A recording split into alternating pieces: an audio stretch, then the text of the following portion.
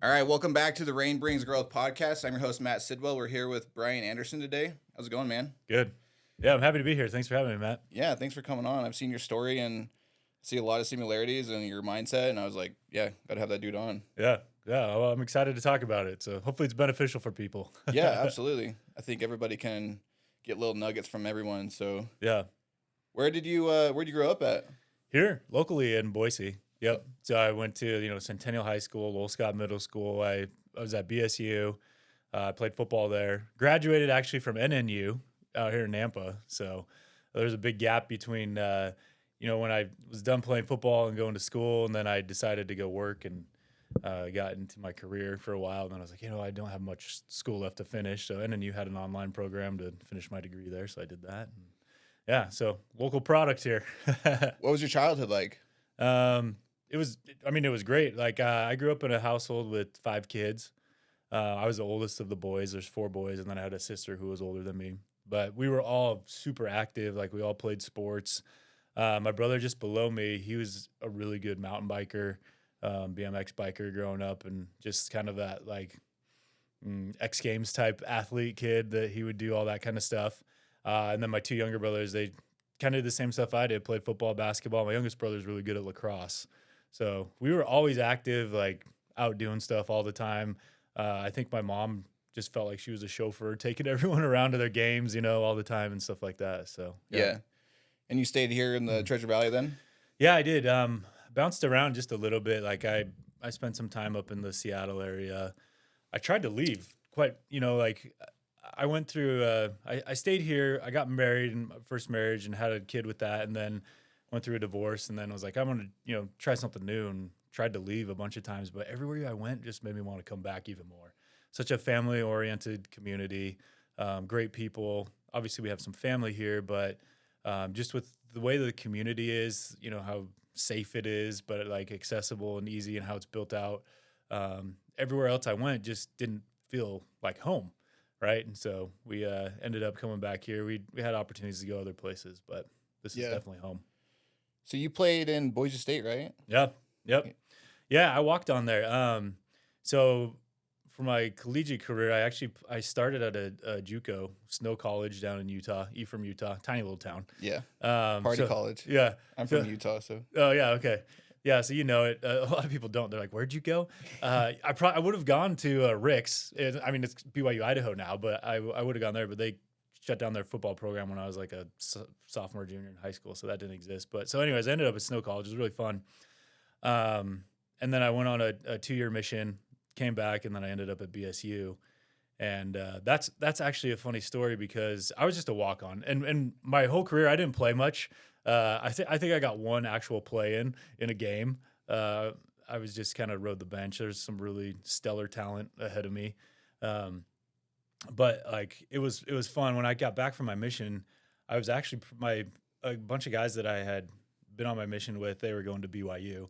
Like, yeah, come down, come play with us. So I'd actually been talking to the coaches there Really? at BYU. Yeah. So when I came back, BSU hadn't done much like prior to, but like while I was gone, they were, I think they were in like the Liberty Bowl or something against Louisville, and like had made some headway and gotten some pretty good notoriety.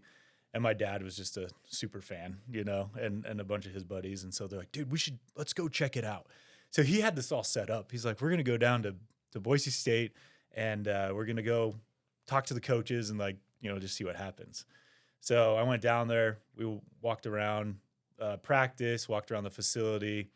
And then at the very end, we were walking around with some of the coaches there, and they were doing a practice. And I was like, dude, I played football with that kid in high school. He was a sophomore. He was a little kid, and he's out there like on the team, and stuff. And so at the end though, Coach Hawk was the head coach at the time, and we were kind of finishing up, going around practice, checking it out, and they're like, hey, let me go see if Coach Hawk wants to talk to you before you leave. So he comes over and he's like, I remember you. I remember watching you run track, and I was like, oh, okay, cool. He's like, you still want to play football? And I was like, yeah. He's like, cool, you're on the team. Go get your pads and everything before you leave, and we'll see you next week. And I'm like, okay. Nice. So that's how it happened. And then I just stayed as a walk-on the team. I was a linebacker. So it was really fun. It was a cool experience. I was on the team the first time Boise State won the Fiesta Bowl back in '07 against Oklahoma. Oh, nice. Yeah, so that was really fun to be a part of that. Man, I've never been in a stadium before where like the fans cheering would cause like a reverberation through Yeah. your chest, like you just feel the rumble. It was an incredible experience. But yeah, it's something I'm really fond of. You know, I wish I would have done more with football, but you know, life happens and things happen. So didn't quite get to finish out my whole career there with them. But for the time I was there, it was pretty unbelievable. A lot of fun. Were you on additional seasons after the 2007? After that season, I stayed on for one more, and then I had gotten married, and you know we were going through that, and I was trying to live life and work, you know, and do all that stuff. So football kind of became a little problematic for building an income. And I mean, they have NIL now. I wish they had that when I was playing. Dude, I would have tried to you know, make money that way. But yeah, so I needed to provide for their family and make all that happen. So you know, and not to say a lot of guys do it, you know, but just my path for doing that didn't work out. So. Yeah. Yeah. Did you get any kind of scholarship for being on the team then? Once you walked on? Nope. Or? I was just a walk on the whole time I was there. So you didn't get any kind of a scholarship benefit or nothing? No. Dang. Yeah. So you played with Ian Johnson then. That was the team, right? Yep. Yeah. He's still a Boise local here too, I think, right? Yeah. He does insurance. Yeah, I think he's a State Farm agent. Yeah. Yeah. Yeah. Yeah, that's crazy. I mean, that's a big team. Yeah. That's like how they got their name on the board. Everybody knew him from the Tostitos Fiesta Bowl. Yeah. What were you going to school for? Business. Yeah. So I did business administration. That's what I was studying. You know, and I spoke Chinese because my mission was in Hong Kong. So, oh, really? Yeah. So I was doing some Chinese and language classes and stuff like that and business. So what was your mission like over there? Man, that was a pretty incredible experience. The best way to describe it's the best time and the hardest time of your life. You know, you're thrown into a new country, new culture, new people. Like they give you kind of a crash course to learn as much as you can on the language, but like it's Mandarin is what I was speaking, and that's not even the native language in Hong Kong. It's Cantonese. So they kind of give you a crash course. So there's like 3 months of exposure to it, learning it, and then throw you in over there. And it's like you're in this new culture, new people. You don't know anybody. You can't even speak the language. Like you don't even. So you know. never spoke Chinese before you got assigned to go to China. In fact, in high school, I got like a D in Spanish over my teacher is Mr. Atwood. So sorry, but I just like I was terrible at languages. You know, it wasn't. I mean, I could have tried harder, sure, but like, yeah, I didn't speak a lick of Chinese. I have a hard enough time with English. Yeah, yeah, I know, and they say like Mandarin, Chinese, Finnish, and Navajo those are the 3 hardest languages for an English speaker to learn. You know, so it's like I'm just drowning. You know, like it was hard at first, but the cool thing is when you apply yourself, right, and you really dedicate yourself to it, and you have some help from up above. You know, you get to learn the language and you get to connect with people, and then you start to build some really cool relationships, right? And so that's why I say, you know, it's the hardest time, but it's also the best time because you meet people and you help them overcome some of the biggest challenges that they're facing in their life and to find real happiness, right, is what it's all about. And like you keep those relationships for a lifetime, you know, and still talk to those people. So yeah. Have you ever gone back with your family? Show them where you were at? No, we haven't gone back yet. I think we'll probably make that trip at some point. But it's politically it's a little scary. Oh, right now, yeah. Yeah. Or was it back then too? No. So what's interesting is like Hong Kong was owned by the British, right? It was a British colony up until 1997 when they gave it back. When they gave it back to China, China kind of left it alone for the most part. And even while I was over there, was pretty much just left alone.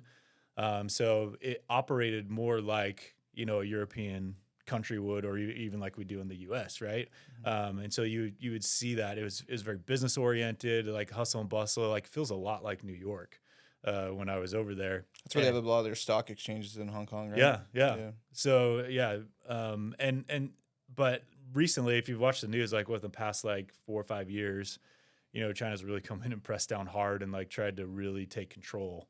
Yeah. And you know, there's, you know, a lot of protests and things like that and unrest. So it's not to say that it's like dangerous or anything to go over there, just unsettling a little bit. And I'm sure in the future though, we're going to try to make a trek over there. We'll see what happens with the world, but yeah, at some point I'd love to get the family back over there and meet some of the people that we worked with, and yeah, it would be really cool.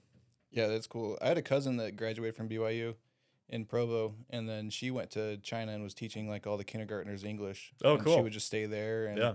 pretty much like her room and board was covered, and then she Yeah. just got to see all these cool spots. And I was just following along on her Instagram and stuff, but it was pretty cool. Nice. And but yeah, I think once all that started about 4 or 5 years ago is when she came back to the States like permanently. She would come Yeah. back during the summers or whatever, but Yeah.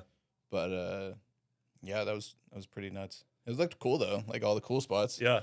I mean, I'm sure that there's, There's cool history, right? Yeah. Yeah. And there's just like iconic things over there to see. And like just adjacent to Hong Kong is Macau, which is like the Las Vegas of China, which is a cool place to visit too. Like there's a lot of cool stuff over there. It's a small like area geographically, but it has like I think it's one of the most densely populated places in the world. Like if you get on the subway or you're walking down the street, you're like shoulder to shoulder with people all the time. It's a weird, like we enjoy our space here, like you're in a neighborhood, you're spread out here, like there's Yeah. space between the houses and like everybody drives their own car, like you go days without seeing your neighbor, not possible over there. Like not possible to go anywhere without people touching you. They have multiple levels too, right? Oh yeah. Like yeah. in a city, and you think you're on the ground floor, and you're not. And you're not. Yeah. Yeah. Yep. Yeah. It's crazy. Yeah. That's wild. Yeah. I mean, they're building it completely different. Like you said, we're just going on the street level, and they got multiple levels. Yeah. That's the only way to go. It's up. Like when I first got there, they were reclaiming land from the harbor to build some of the bigger buildings that they wanted to in the downtown skyline area. They were like taking dirt from the hillsides and dumping it into the harbor to build up the land so that they could build on it. It was crazy. It was like, wow, Creating never your seen own that land. before. Yeah. Yeah. Did you have any scary experiences over there, like close calls or anything? I mean, like, No, nothing that was like life threatening or anything like that. They're pretty respectful. They're very family oriented people. yeah, And dude, one of the things I would do more than anything else, I would carry a little picture book around that had like pictures of my family. So when I would talk to people, I would just show them like that. And they love that, right? They love to get to know you and get to know your family. And then they'd do the same thing and talk about their family, right? And yeah, so for the most part, like very genuine, nice, family oriented people. Never really had like, anything that I felt was like super scary. We had some incidences here and there, but nothing really that's like frightening or, yeah. you know. How was being separated from your family for that long? That was hard. Especially at first, because it's my first time being away. Well, for me, actually, I did go to school for a year at Snow College before, but I could call home Right. or I could drive home, Yeah, anytime I wanted. So I had some experience that, but it is hard. It's hard to be away because you don't get to call home whenever you want. So back when I was on my mission, we could write letters Right. or email, Yeah. once a week. you could check them on Sundays or something. Yeah, right? yeah. So that's what we would do. So yeah, you get a little homesick, every now and again. But it's the same thing with anything in life, though. Once you like fully invest yourself into something that you're super passionate about and you want more than anything to be successful with that, and that becomes your focus, and you put all your energy into making that happen, you kind of forget about everything else, right? It allows you to really kind of drive towards that. And you just, for me, like I learned how to do that, like you can't think about home all the time. And because if you do, you're going to be sad. Yeah, You're going to wonder what you're missing. You're going to think about like, oh, I don't get to see this person or that person, or I really wish I could talk to this, and those are just things like at the time, I mean, it wasn't outside. I mean, I could have left. I could have been like, hey, I'm done. I want to go home. But that's not what I signed up for. I wanted to be there to serve and help other people. And I wanted to see that through. So I just stayed focused on that. And, the homesickness goes away and you just get like really dialed in, Same thing with like weight loss, like, my story there, like same thing, you have to have like that kind of dedication that goes well beyond your initial motivation to be successful. you have to have a good why. Yeah. Yeah, yeah. I've never experienced like being away from my family for too long. When I was in the prison, I did the CERT Academy, which is like their SWAT. Yeah. And that was like a 10-day academy, and that was just here on Gowan Field. Nice. And it was like, the hard part is that they didn't stop you from going home, Yeah. but you had to be back every night or every day, and it was like early mornings and everything. And Yeah. then, but they're like, just letting you know, 9 out of 10 people when they go home, they don't come back because it's such a crappy day. Yeah. And then you go home and you're in your nice, Yeah. comfortable chair, and Yeah. there's nothing like, you're only getting a 50-cent raise an hour. Like Yeah. it's nothing glamorous. You're not doing Yeah. it for the money. And they're like, if you go home and you get comfortable, 9 out of 10 people won't come back. Mm-hmm. So that was kind of interesting too. Is like my car's right there in the parking lot every night. Yeah. I can leave. Yeah. It's like what's going to keep you here, and you'll just have to remember that your why of why you're doing this. Yeah. And it was cool too because my wife, with our son being autistic, he's very schedule oriented. So whenever I'll go hunting or anything, it takes a little bit, and he'll get used to me not being there, and then he's fine. But I told my wife, I was like, I could come home around like the 5th or 6th day, Yeah. She's like, no, just stay the whole time. Don't come home. That's a good woman right there. Yeah. To support you doing that. Yeah. She's like, no, Stay it'll be focused. too hard. It'll be too, she's like, keep your eye on the prize, and then it'll be too hard on Wyatt because he'll just get used to you not being here, and then you come home and I'll have to restart the whole thing again. And I was like, all right. But yeah, that was the hardest part for me, was like, I mean, it was very mentally, straining the whole time. Like it's a stress academy pretty much. Yeah. But like just being away from my family has always been a hard one, especially kids. Like I think if I didn't have kids and it was just my wife, like I love her, but I could probably go longer than if it was just my kids. Yeah. I say a lot of times I'll go on I'm gonna go on a 10-day hunt. Yeah. Like 5 or 6 days. I'm like, all right, let's go home. Yeah. So not just because I miss the kids, but yeah. So did you gain a lot of weight when you were on your mission, or when did Lost. you start gaining your weight? Yeah. So I guess it was probably because you came back and you went to college and then were playing football and stuff. So you probably were in pretty good shape then. I'm 41 now, so it's been a long road. So from my mission, I lost a lot of weight when I lived in, they just eat I very guess you're differently. walking too everywhere. And we're walking, and it's very humid, so you're sweating all the time. I think I was about 225, 230 when I left, and I came back about 200. I looked like a meth addict. Like my cheeks were sunk in, you know. Like I'm 6'2", so like 200 pounds, 6'2", but I'm always like more husky built. Like I look ill. Well, they're probably cooking with better ingredients too, so you might be eating a lot, but like the ingredients are better than. It's more like whole foods, natural foods. Like you're basically eating rice and like pork, rice and beef, rice and chicken every meal. Breakfast included, right? Like that's what you're eating. Yeah, they don't eat cereal. Yeah. And you're not eating like huge portions. Like I remember when I first got over there, and we went out and we got some food, and it was just like this small little. I was like, that's it. That's all I get to eat. I need like 3 of those. you know? But you just adapt, and you they don't have any Hong Kong buffets or anything there, huh? Yeah. Dude, we don't know what real Chinese food is over here. You go to like Panda Express or something, it's not real Chinese food. Like if you get like the real deals, it's really good. I had to like adapt the taste for it, but now I crave it. It's good stuff. Yeah.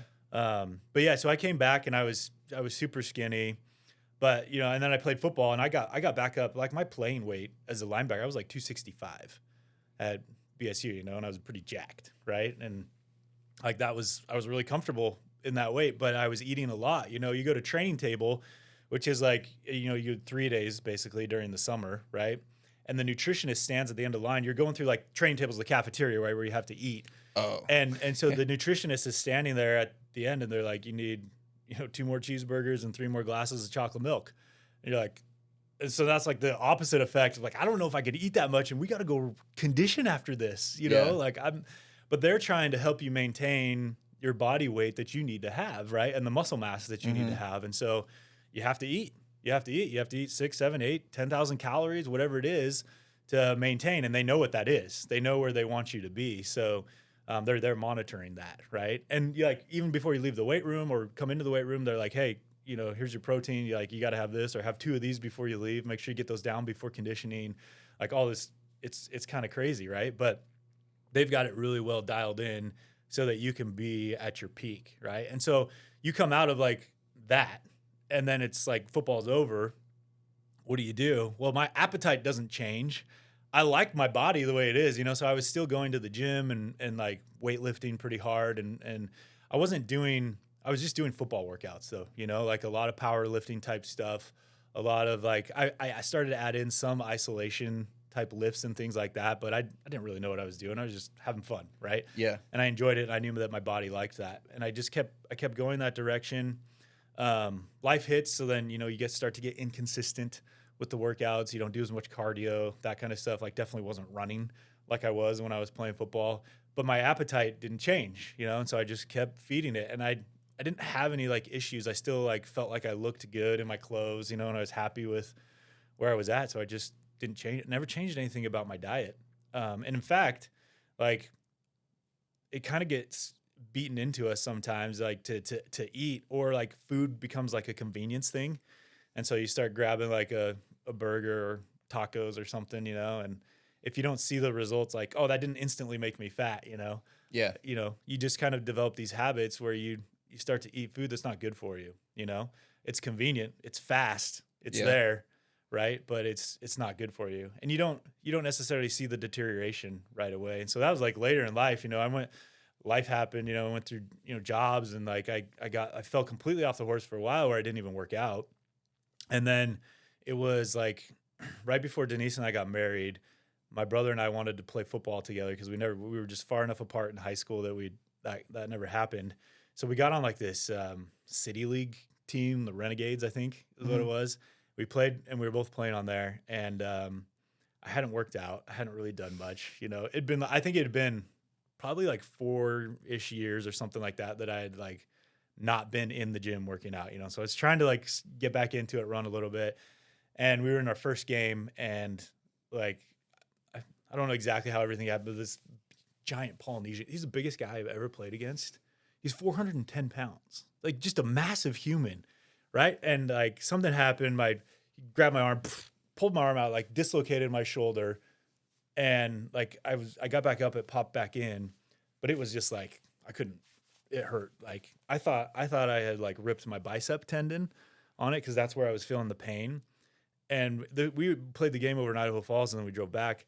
And my brother was driving, and I was just looking, my arm was like black and yellow all the way down. It was like swelling up. I was like, this is not good. So I had that injury, and that really was hard for me because I really became sedentary after that, but still had the bad eating habits, like had the worst eating habits that I've had in my entire life at that time. And like, and then, and I had just gotten married, and so like life was just coming at me fast and things. And like this injury, it ended up being a ruptured pec. 2 years later, I figured that out, and then we had surgery to fix it. But it's hard to like, when you have an injury like that, and it's detached. So I just don't have the muscle capacity. So I go in the gym, and you're like, I don't know what's wrong with me. It's just not there. Right. Right. And I thought it was a shoulder thing for a while. A bunch of different things, and then I got lazy. Didn't go to, anyways. A long road to actually get this repaired and fixed. And it's still only probably 85%, right? But all of that happening over the course of a decade, right? And I was gaining weight slowly over time. And then before you know it, at my peak, I was 300 pounds. And that's just not a healthy place for a guy with my frame to be. Although what's crazy about that is I have pretty broad shoulders, like I can kind of hide that a little bit in the way that like my body puts on fat. Right. Yeah. Like love handles. Just come straight down from your shoulders. Yeah. So like you wear the right clothes, and you're like, okay, it doesn't look, I don't look too bad. Just have a tapered figure. Yeah.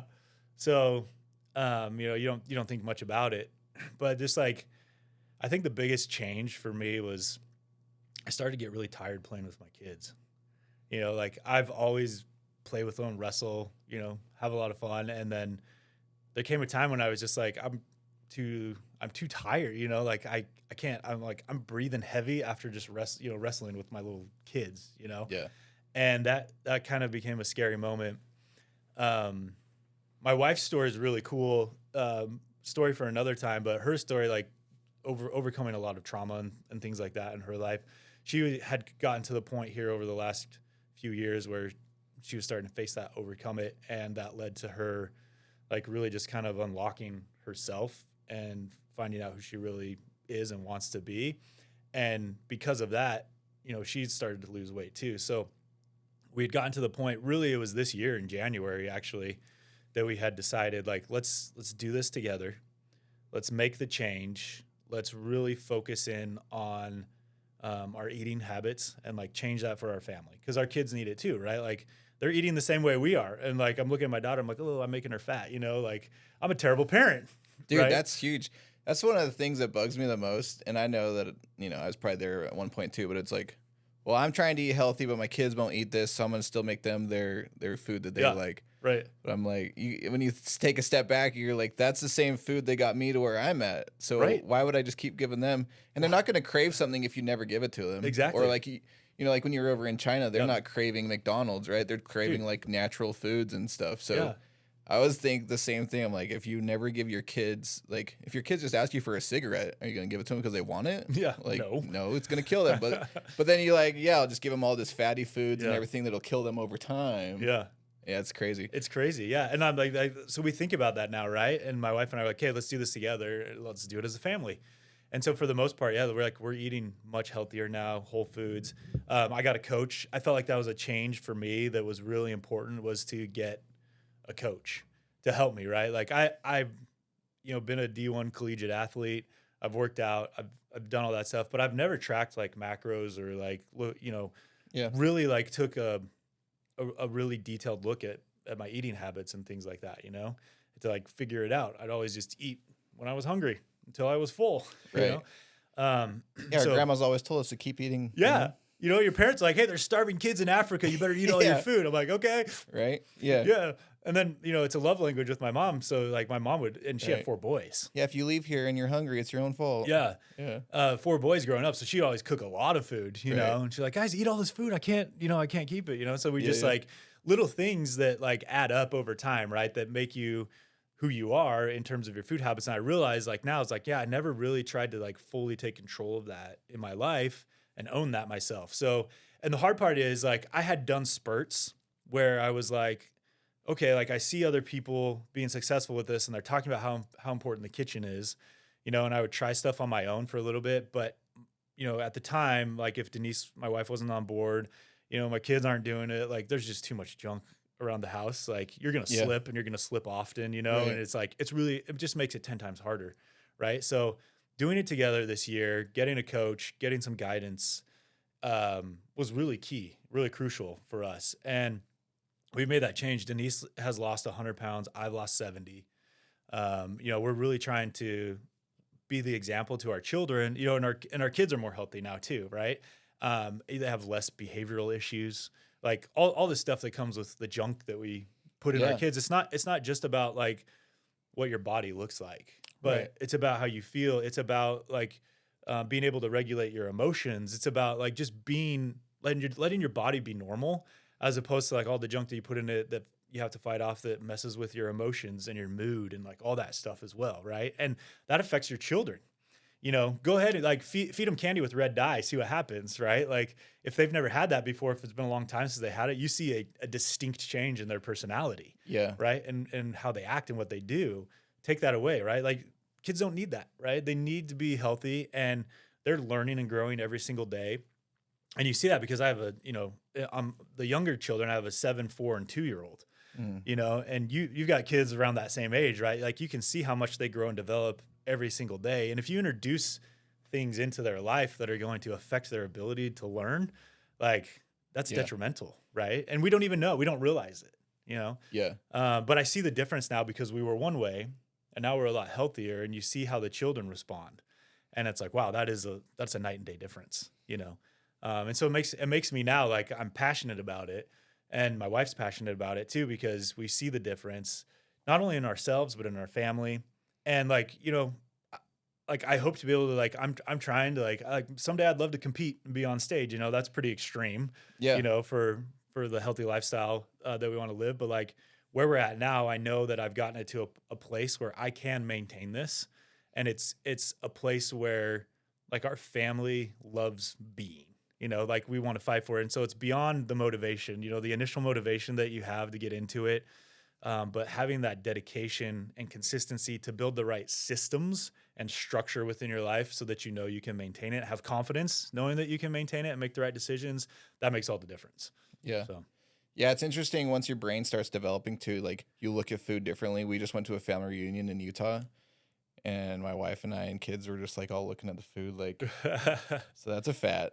That's a fat. Yeah. That's a fat. Yeah. With a little bit of protein, but that's still a fat. Yeah. And everybody's like, oh, this food looks great. And we're just like, it's not healthy. All right, what are we doing here? I was like, kids, you can eat it if you want it. They're like, we don't really want this. Yeah. I know, you feel like you're proud of your kids at that moment, and then everybody else is looking at you like, what are these snobs doing to their kids? Like, like we took rotisserie chicken to a taco night that we had with our family too. We're like, we're just not. Oh, like, well, we still want to be around you guys and everything. We're just, we don't want to eat like deep fried tacos. Yeah. But it's interesting though. Just your mind changes around the things that your body craves too. Yeah. And then when you do go and eat something that's like, junk food from your old days, your body just hates you for life. Yeah. You're like, I could have ate like this all week and been fine or felt like I was fine, but my body was just addicted to this. And now I don't want it. Yeah. It's crazy how that is. Like on the road, you try and eat as healthy as you can. And even going to a lot of different restaurants and trying to eat the healthiest things, they're still putting stuff in it that, Totally. Yep. It's like, oh man, this isn't even Whole Foods. Yeah. Well, even like regular stuff that you buy at the grocery store, like beef, for instance. Oh yeah. We started buying our beef from a farmer directly. Yeah. Right. And then you get it butchered and then you put it in the freezer, and that's like your beef for the whole year. You get 500 pounds of meat. Yep. And it's great because you got your ground beef, you got your steaks, you got, pretty much everything you want. It's grass fed. Yeah. But yeah, exactly. It's grass fed. There's no antibiotics, right? There's no crap in that cow, right? You know exactly what's happened to it. And the taste, like if you go and like go grab it off the store. And the color. Oh, it's incredible. Like I can't go back to that just because of the taste now. Like I'm so accustomed to like, really good beef, whole beef. And now it's like, but yeah, you have to watch out for that stuff in the store now too, because they just pump it full of who knows what. Yeah. Right. And you don't get the list of like all the antibiotic shots that cow's had, by the time it hits the freezer shelves there at the store. So that's kind of hard. So that's been a good change for us too. Just like making better choices across the board. Like family's the hard one because a lot of times like a mother, like their love language is like feeding the family, feeding the kids a lot of times. Right. And so like they do feel like you're kind of like, what? That hurts my feelings that you don't want to eat the food that I created. And that's a hard balance to do. Yeah. But that's where like your dedication and focus really comes in to like tell them like we've learned with family and stuff too. Like we just tell my mom beforehand now, like, hey, this is something that's important to us. Can we like what's for dinner? Can we make some modifications? Like we love your food. Like it's great. Yeah. Can we just make some modifications? Right. And she's been so awesome about it, Yeah. Yeah. And my wife has like even more restrictions just because of dietary needs that she has too. And so that's been a good approach for us. The other thing that we do too is like making like workouts really fun. I think is important for the whole family. So we've been doing this for a while in our family. We call it smoke 'em. So anytime somebody says smoke 'em, you have to do 25 push-ups. No matter what, you have to get down and do 25 push-ups. And my daughters love coming up to me and be like, Daddy, smoke 'em. So I have to get down and do 25 push-ups, and but we say everyone has to do it, right? If anyone says it, everyone does it. So we do it together. So we'll end the day at I mean, there's days where I'm doing like 500 push-ups because they're just like, they think it's really funny too to be like, as soon as I'm done, they're like, Daddy, smoke 'em again. Yeah. I'm like, crap. So the other day, no, this was yesterday, I was at the gym and her and my wife made a little video on the phone, and they had just woken up. They're like, Dad, smoke 'em, So I had to get in the middle of my workout, get down and do 25 push-ups. I'll record it, so I can send it back to them and they can do it. But like just making it fun, making movement fun. My wife talks a lot about this. This is something that she's like a real big proponent of, but like just moving your body. Like we're so sedentary. I think the first thing for her that actually triggered like real action movement, the stuff that, actually getting your body going, you got the kitchen thing dialed in. Now, how do you get your body going? Was just walking. Like walking is so good for you. Yeah. And to make that a habit every day, like we try to go on a walk every night, right? As a couple, and just get in like 3-4 miles or whatever. Right? Yeah. And make that happen. And that just like making that a habit and making sure that that's like a system within your life to make it function. Like those things really help to build your health. I think if everybody just did 25 push-ups a day, like how much better would your health be just from doing something simple like that? Yeah. Right. Yeah, I think a lot of people focus a lot about the gym Yeah. and they let their nutrition slide, but you can work out all day in the gym and then have crappy nutrition Yeah. and it's for nothing. Like you can, was it 100 calories for every mile you go, Yeah. right? So you go 3-4 miles, that's 400 calories, but then you eat 1,000 extra calories between Yeah. all the snacks and dad tax and Yeah. everything like that. Oh yeah. Then Dad you just did tax. everything for nothing, right? Yeah. Yeah, dude, I had to Yeah. start tracking a lot more of that because I was like, man, I'm just plateauing, and then Yeah. oh, I'm not tracking all the snacks and stuff. Oh yeah. What was the first things that you guys started just cutting out when you were starting to make your changes? Like cutting stuff out. So for the cutout side, sugar we cut out completely. I used to drink a ton of milk. I just love milk. Yeah. You know, I loved milk growing up and I would always drink it, you know, and like Yep, in my same. household, it was just like, hey, you want a glass of milk? Yes, please. Glass Yeah. of milk with it, you know, Yeah. and didn't think anything of it, you know, and then you like do some research and you're like, wow, we're the only mammals that like drink milk as adults. Is that weird? I don't know.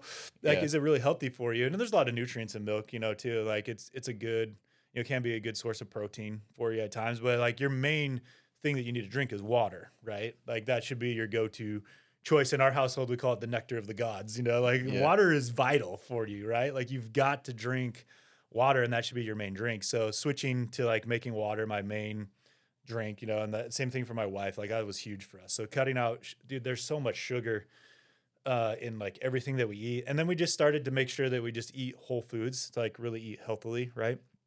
So on the, like I started to eat more lean meat too, which is a thing. So we eat a lot of turkey. Yeah. Now too, like ground turkey, fish. Gosh, I love tuna. I love ahi tuna. Do you shop at Winco? Mm-hmm. They have those little like individually packaged tuna steaks. Oh, They're like yeah. $1.50. Oh, really? Yeah, it's like It's a 25 good source grams. of fat too. Yeah, it's like it's awesome. Like you just learn like where to go and what to buy and you know and how to cook. But yeah, like just eating whole foods. I think the biggest thing for me though, so those are the things we cut out, like candy, like just it's all gone, right? Like we got rid of all that stuff. But the hardest thing, like the biggest like aha moment for me was eating enough protein every day. So I'd never like truly tracked like how much and before when I had done this, I was like, oh, I'll just like keep eating what I'm eating and I'll just like throw in protein shakes into my diet, you know? Yeah. It's And supposed to be a supplement. Yeah, it's supposed to be a supplement, right? So like I Yeah. try to like pare that back. So I'm only doing like one protein shake a day and like get the rest of your protein from whole foods, right? Yep.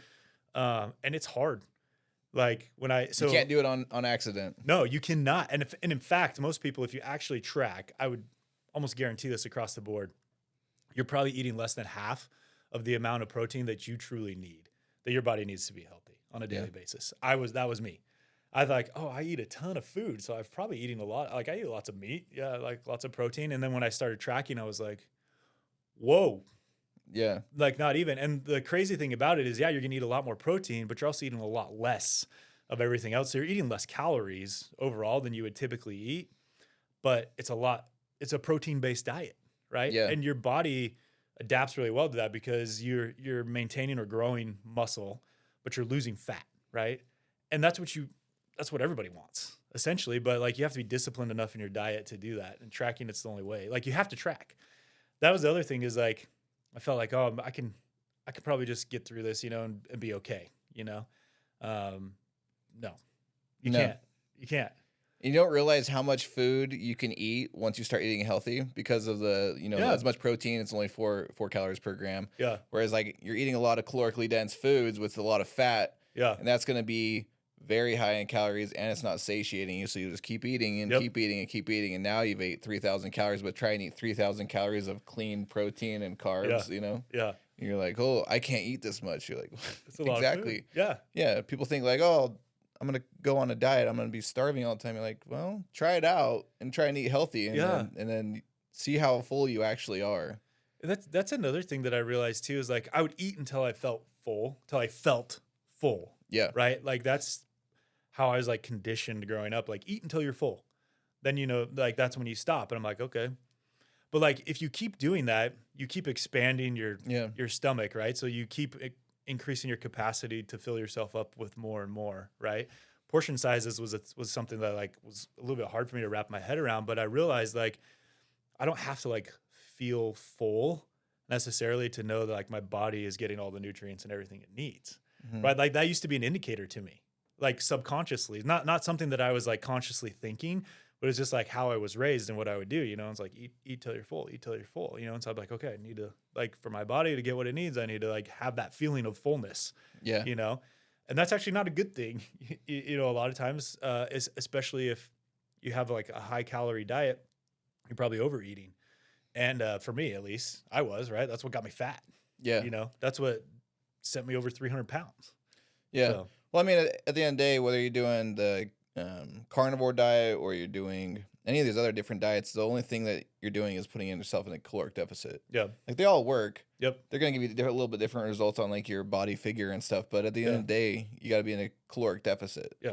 That's what all of them have in common, even Ozempic, right? Yeah. Because Ozempic's going to make you crave less food. Yeah. And what's that going to make you do? You're going to be in a Eat deficit. less. Yep. I think the big thing too is just drinking enough water. If you got water in your stomach, you're gonna feel fuller. It's like eating a steak versus jerky. Yeah. It's the same thing.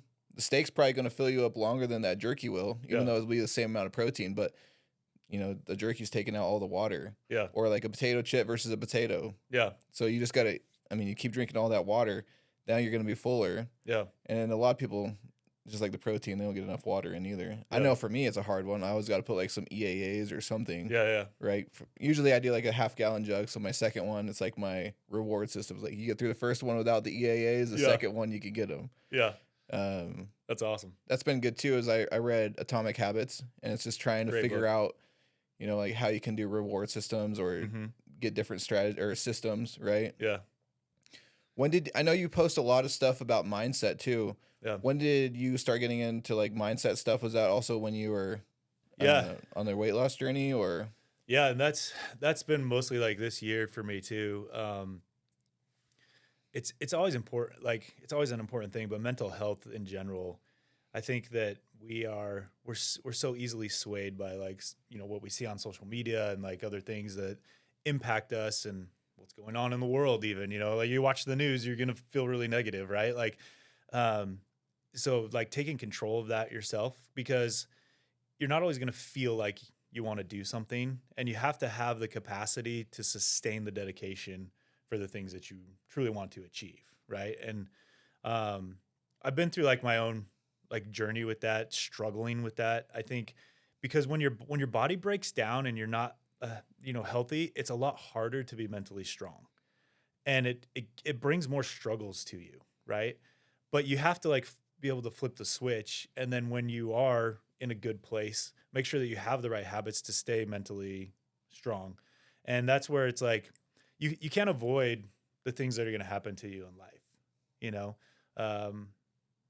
things that happen to everybody. A family member dies, something that you feel like is unfair that took place that really affects you, right? You're going to have all these things in your life.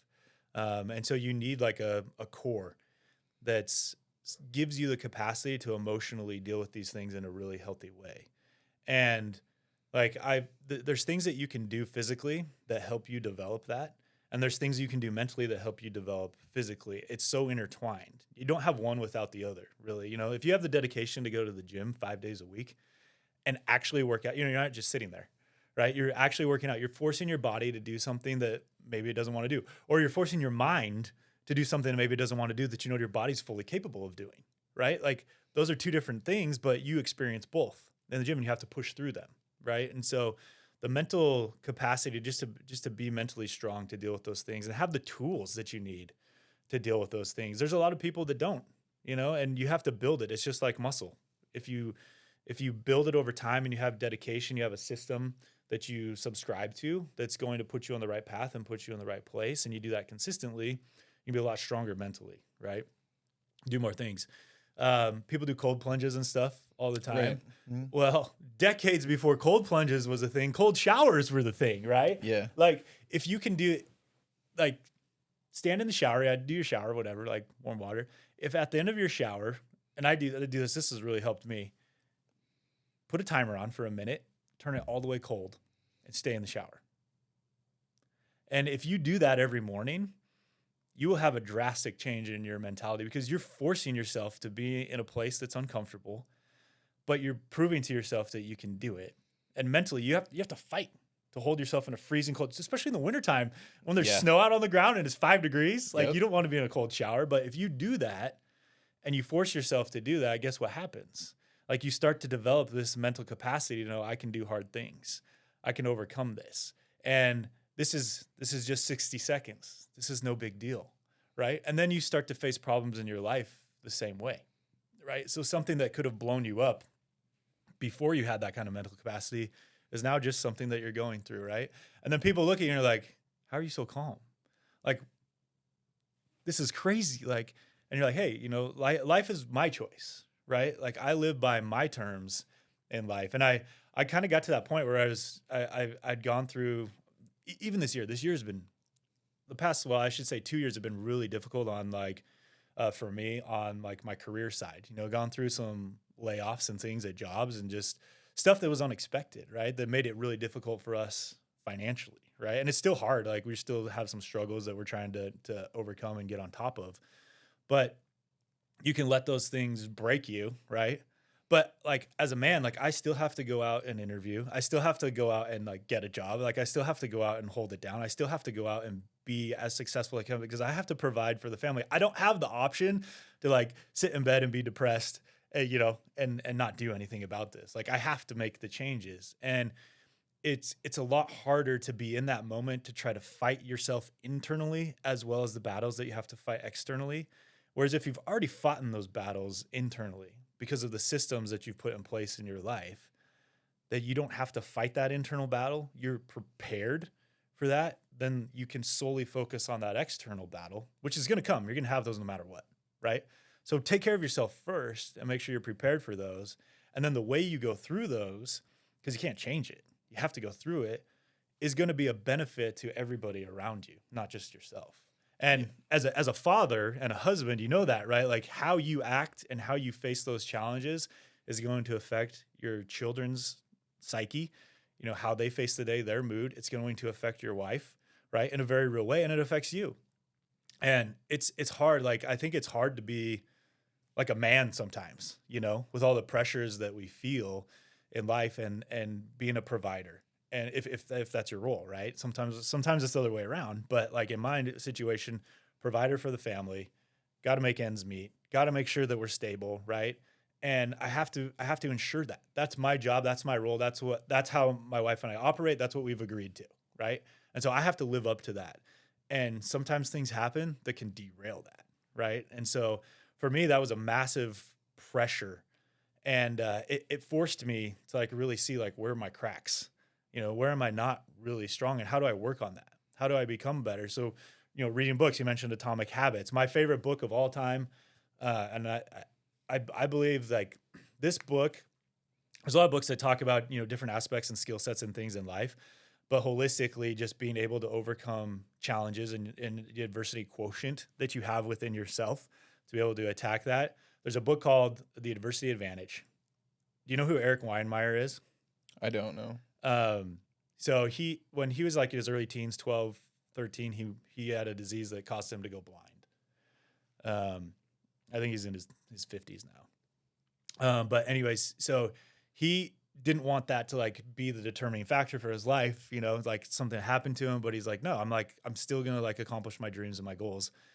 So he climbed the 7 tallest peaks in the world, you know, Everest and, you know, Machu Picchu, like all these different mountain peaks that are like, you know, even to climb one of them is like incredible. But to have to put the team together that he had to put together to be able to help him get to the top of all these peaks around the world is like just incredible to be able to do, right? So the way the book is written though is like the first part of the chapter is his story, you know, of climbing that peak, like how that team came together, what they had to do, what they had to overcome, some of the challenges they faced and things. And the second part is that the psychologist that came up, and I forgot his name, but the psychologist that came up with the adversity quotient, right, is writing that second half of the chapter and tying those back to psychology, to life, to business or whatever, on how you can adapt and make those skills part of yourself. It's a great book. It's a fantastic read. The Adversity Advantage, I highly recommend it. But that like really opened my eyes to understanding like how adversity, like we need to be alchemists, right? How do you turn adversity into a power for you in your life? Because that's how you grow. Yeah. You know, it's by going through adversity the right way And instead of letting that break you, let it build you. Yeah. Right. And that's what that book is all about. And that's what I love. Like, you face everything in life and figure out, how is this going to build me? And like, cause it's all about your mentality and how you go through it and what you think. Right. So let it build you, not break you. Yeah. I think the more pain you can go through voluntarily, in those moments that it's not volunteer and things pop up, you're like, well, I've been through worse. Yeah. And then you can reflect, like David Goggins calls it, like your cookie jar, right? Like you can go back and be like, all right, I've done this before.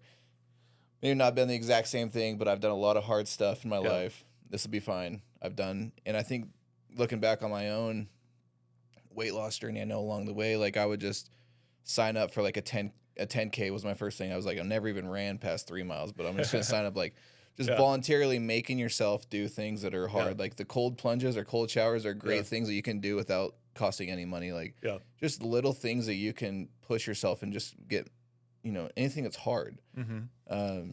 Like, and then after that, you go from a 10K, and then I did a half marathon after that. And that was like, the funny thing about that is I trained for up to like 7 miles with a partner. We signed up in January. Race was in May. And then I trained up till about 7 miles in March, and then I started building this studio, and this just kind of took over. Yeah. And I just put it on the back burner, but I already paid for it, the half marathon. So I showed up on I think it was like May 4th or something, and I was like, well, I paid for it. I got 13 miles to do. Like, whether I have to walk across the finish line, like if it takes me all day, like whatever, I'm gonna do it. Yeah. I ended up making it like 12 miles before I had to stop. I was just like, I'm pretty sure you could. I was jogging at a pace that most people could probably pass me walking, but for me, I was like, I just can't stop jogging until. And there was like a small incline where you got to cross the Boise River, and that put me over. Nice. And then I had to stop walking, or start walking. But yeah, I think the more things, like I think in my life when there's something that I'm just like, I don't want to do this, I know at that moment I got to go do it. Yeah. There's just like these little moments in your life where you got like a voice in the back of your head that's telling you like, no, you're good. Yeah. And it's like those exact moments you need to make sure that you do the exact opposite, because if you let that voice in your brain win, it's all downhill from there. Yeah. The more things that you can do, I mean, I don't know. I think are you a hunter? I'm aspiring. I'm an aspiring hunter. I seen you were like shooting your bow or something. But, yeah, we love shooting the bows. Yep. But I think about that just when I'm hunting. I'm like, I don't want to go to that ridge, but I'm sure that nobody else wants to go to that ridge, and for that reason, I'm gonna go to that ridge. Yeah. And I think if you can just take that and put that in so many other things. I mean, when I quit my job at the prison, I was like, it's like that red pill, blue pill. Alex Hormozy talks about it a lot from The Matrix, but it's like I know what this life is like. I want to see what that life is like, and if I were just to keep the comfortable route my whole life, I would never know. And what's worse than being on your deathbed and wondering what if? Yeah. So now I like his saying. He's like, when my team doesn't know what I'm going to do, I just ask them, which one do you think would make the better story when I'm dead? And that's what we're going to do. I love that. Yeah. So I think the more things that you can do, I even carry that with my kids. Like, they'll be like, oh, I'm really scared to go up to that top level on the playground or whatever. I was like, well, guess what? We're not leaving until you do. Yeah. Guess what? Yeah. So, and I do that for a lot of stuff. They like are just scared. I'm like we had a dead mouse in the garage, and like my one daughter just freaked out. She's like, "Oh, there's a dead mouse," and I was like, "Well, I guess who's gonna go clean it up now? Because I know you're scared. Like, you don't need to be scared of." Yeah. Yeah. I'm like, and then at the end of the day too, like we as parents, we need to be the example. And I was talking about this a little bit ago, but like the days that we don't want to go to the gym. It's important to let your kids know you don't want to go to the gym, but you're still going to go through with it. Absolutely. Because there's things in life that you're not going to want to do. Like your kids might have soccer practice later on, and they're like, I don't want to go to practice. You're like, well, remember when I don't want to go to the gym, but I still got to do it because I know it's healthy for us. Or, it's like you committed to that. Yeah. Like my kids, we homeschooled them last year just to see how that would be for them. Mm-hmm. And then this year, like, we're going to give you guys the option if you want to go back to public school. Nice. And I was like, but whatever you pick, just know that you're going to do the whole year. Yeah. You're not going to switch midway through. And they both decide they want to go back to school. And we're like, that's fine. Like, I think a big thing is just letting our kids grow and make their own decisions for themselves. And even sometimes when it's painful and we know that they're making the wrong decision. Yeah. But it's so much more of a learning experience when you make your own decisions and you make the mistake rather than like, be careful with that knife because you might cut yourself. Yeah. Or don't use a knife because you're going to cut yourself versus, okay, be careful. Yeah. They're sharp. Yeah. And they're going to cut themselves and then they learn. Yeah. But I think one of the things that my wife and I say is you got to let your kids play dangerously carefully. You got to let them make their own mistakes. There's so many parents that are like really like overprotective of their kids, and you think that you're helping them and you're really just hurting them. It's like the parents that just give their kids whatever they want with their nutrition. Like they want to go and have candy every day, and we're not the parents that are like, you can't ever have candy, but we won't keep it in the house. So that way that it's like a special occasion. Right. Because and on the opposite side, if you never let them have what they want, they're only going to want that thing. Yeah. So you just got to like, okay, we're going to have boundaries, but it's the times where you got candy, and then that's when you start getting an issue. Yeah. So it's just trying to find that balance, and parenting's a hard one, man. It is. You have to go through all these courses and classes just to be able to drive a car, but they'll let you have a life. You know? It's so true. But that's the most important thing. I think a lot, like, as a dad, and you're obviously talking about your kids and your family, like, I'm doing this for myself, like the health stuff and making the life changes, yes. But I'm doing it more for my kids than anything else. And it's really cool when your 7-year-old daughter, Ani's 7, is going through the fridge, and she's like, well, that's not healthy. I'm really hungry, but I should eat this. I think this is my best choice right now. What do you think, Dad? I'm like, great job. Yes, you're right. Your body needs protein right now. You don't want carbs, right? Yeah. Like, that's what's going to satiate you. That's what's going to help you feel full. And that's the healthiest option for you. Great job thinking through that on your own, And it's cool when they start to adopt it and do it themselves. I'll tell you a story about my son, Cooper. He's my 17-year-old. He's going to be a senior at Rocky. He's on the swim team. Growing up, like, I think he was probably like 12 at the time. We lived out in Star, and you could run the full mile block. So it's a square mile, right? And you could run that full thing around our neighborhood, and then we'd come back. And it was beautiful. There was some hills that you had to go up that made it really hard at the beginning, and you'd come back around, and then you could get back in the neighborhood. And there was mint fields out there. It just smelled awesome. Like, it was a great place to run. You know? And there's no cars. There's not a lot of traffic out there, right? We're kind of in the northern part of Star there. And so I would often, like, go on runs, and I'd like, hey, Coop, you want to go with me? To try to get him to be healthy, right? And so we were thinking about that, and he's like, okay. So we started, and I realized, like, I need to help him understand what his body's going through, right? To, like, why do we do this? Why do you inflict pain on yourself? What's the purpose here? So we talked about getting stronger and working hard and those things. And so we'd say, like, while we're running, he's like, Dad, I just want to quit. I don't want to, like, I don't want to do it anymore. But he's like, well, hold on. Like, let's remember, like, how do you know you're working hard, right? Because that's how you get stronger, right? How do you know you're working hard? He's like, my legs hurt, my arms hurt, I'm breathing hard, and I'm sweating. I'm like, okay, well, like, assess your body while you're running. Do your legs hurt? Yeah, they're hurting. Are you breathing hard? Yeah, I'm breathing hard. Are you sweating? Good. Yeah. And he's like, yeah, okay, I'm feeling this. I'm like, it's okay to feel that. It doesn't mean that you need to stop, right? Because if you don't stop, you get stronger. How do you know you're getting stronger, right? I go and I hurt. I go and I'm tired. So I'd have him repeat that back to me while we're running, and we're just slow jogging. We're not doing anything crazy, right? Yeah. But he's learning, like, in his body, right, to say, like, okay, this is a hard feeling. This is physically really difficult, but it's good for me, right? So the hardness of this doesn't mean that I should stop. It means I should keep going because that's how I get stronger. And so he'd say those things, right? My legs hurt, my arms hurt, I'm breathing hard, and I'm sweating. Okay, that means I'm working hard. That's a good thing. Right? You're rewiring your neural pathways. How do I know I'm getting stronger? I go and I hurt. I go and I'm tired, right? And just over and over and over again, repeat that to himself as we would go. And I'll never forget, like, after a few times of doing that, and he would repeat that, this one day we got out there, and he was just like, Dad, I'm ready to go. Let's go. I'm like, okay, let's go.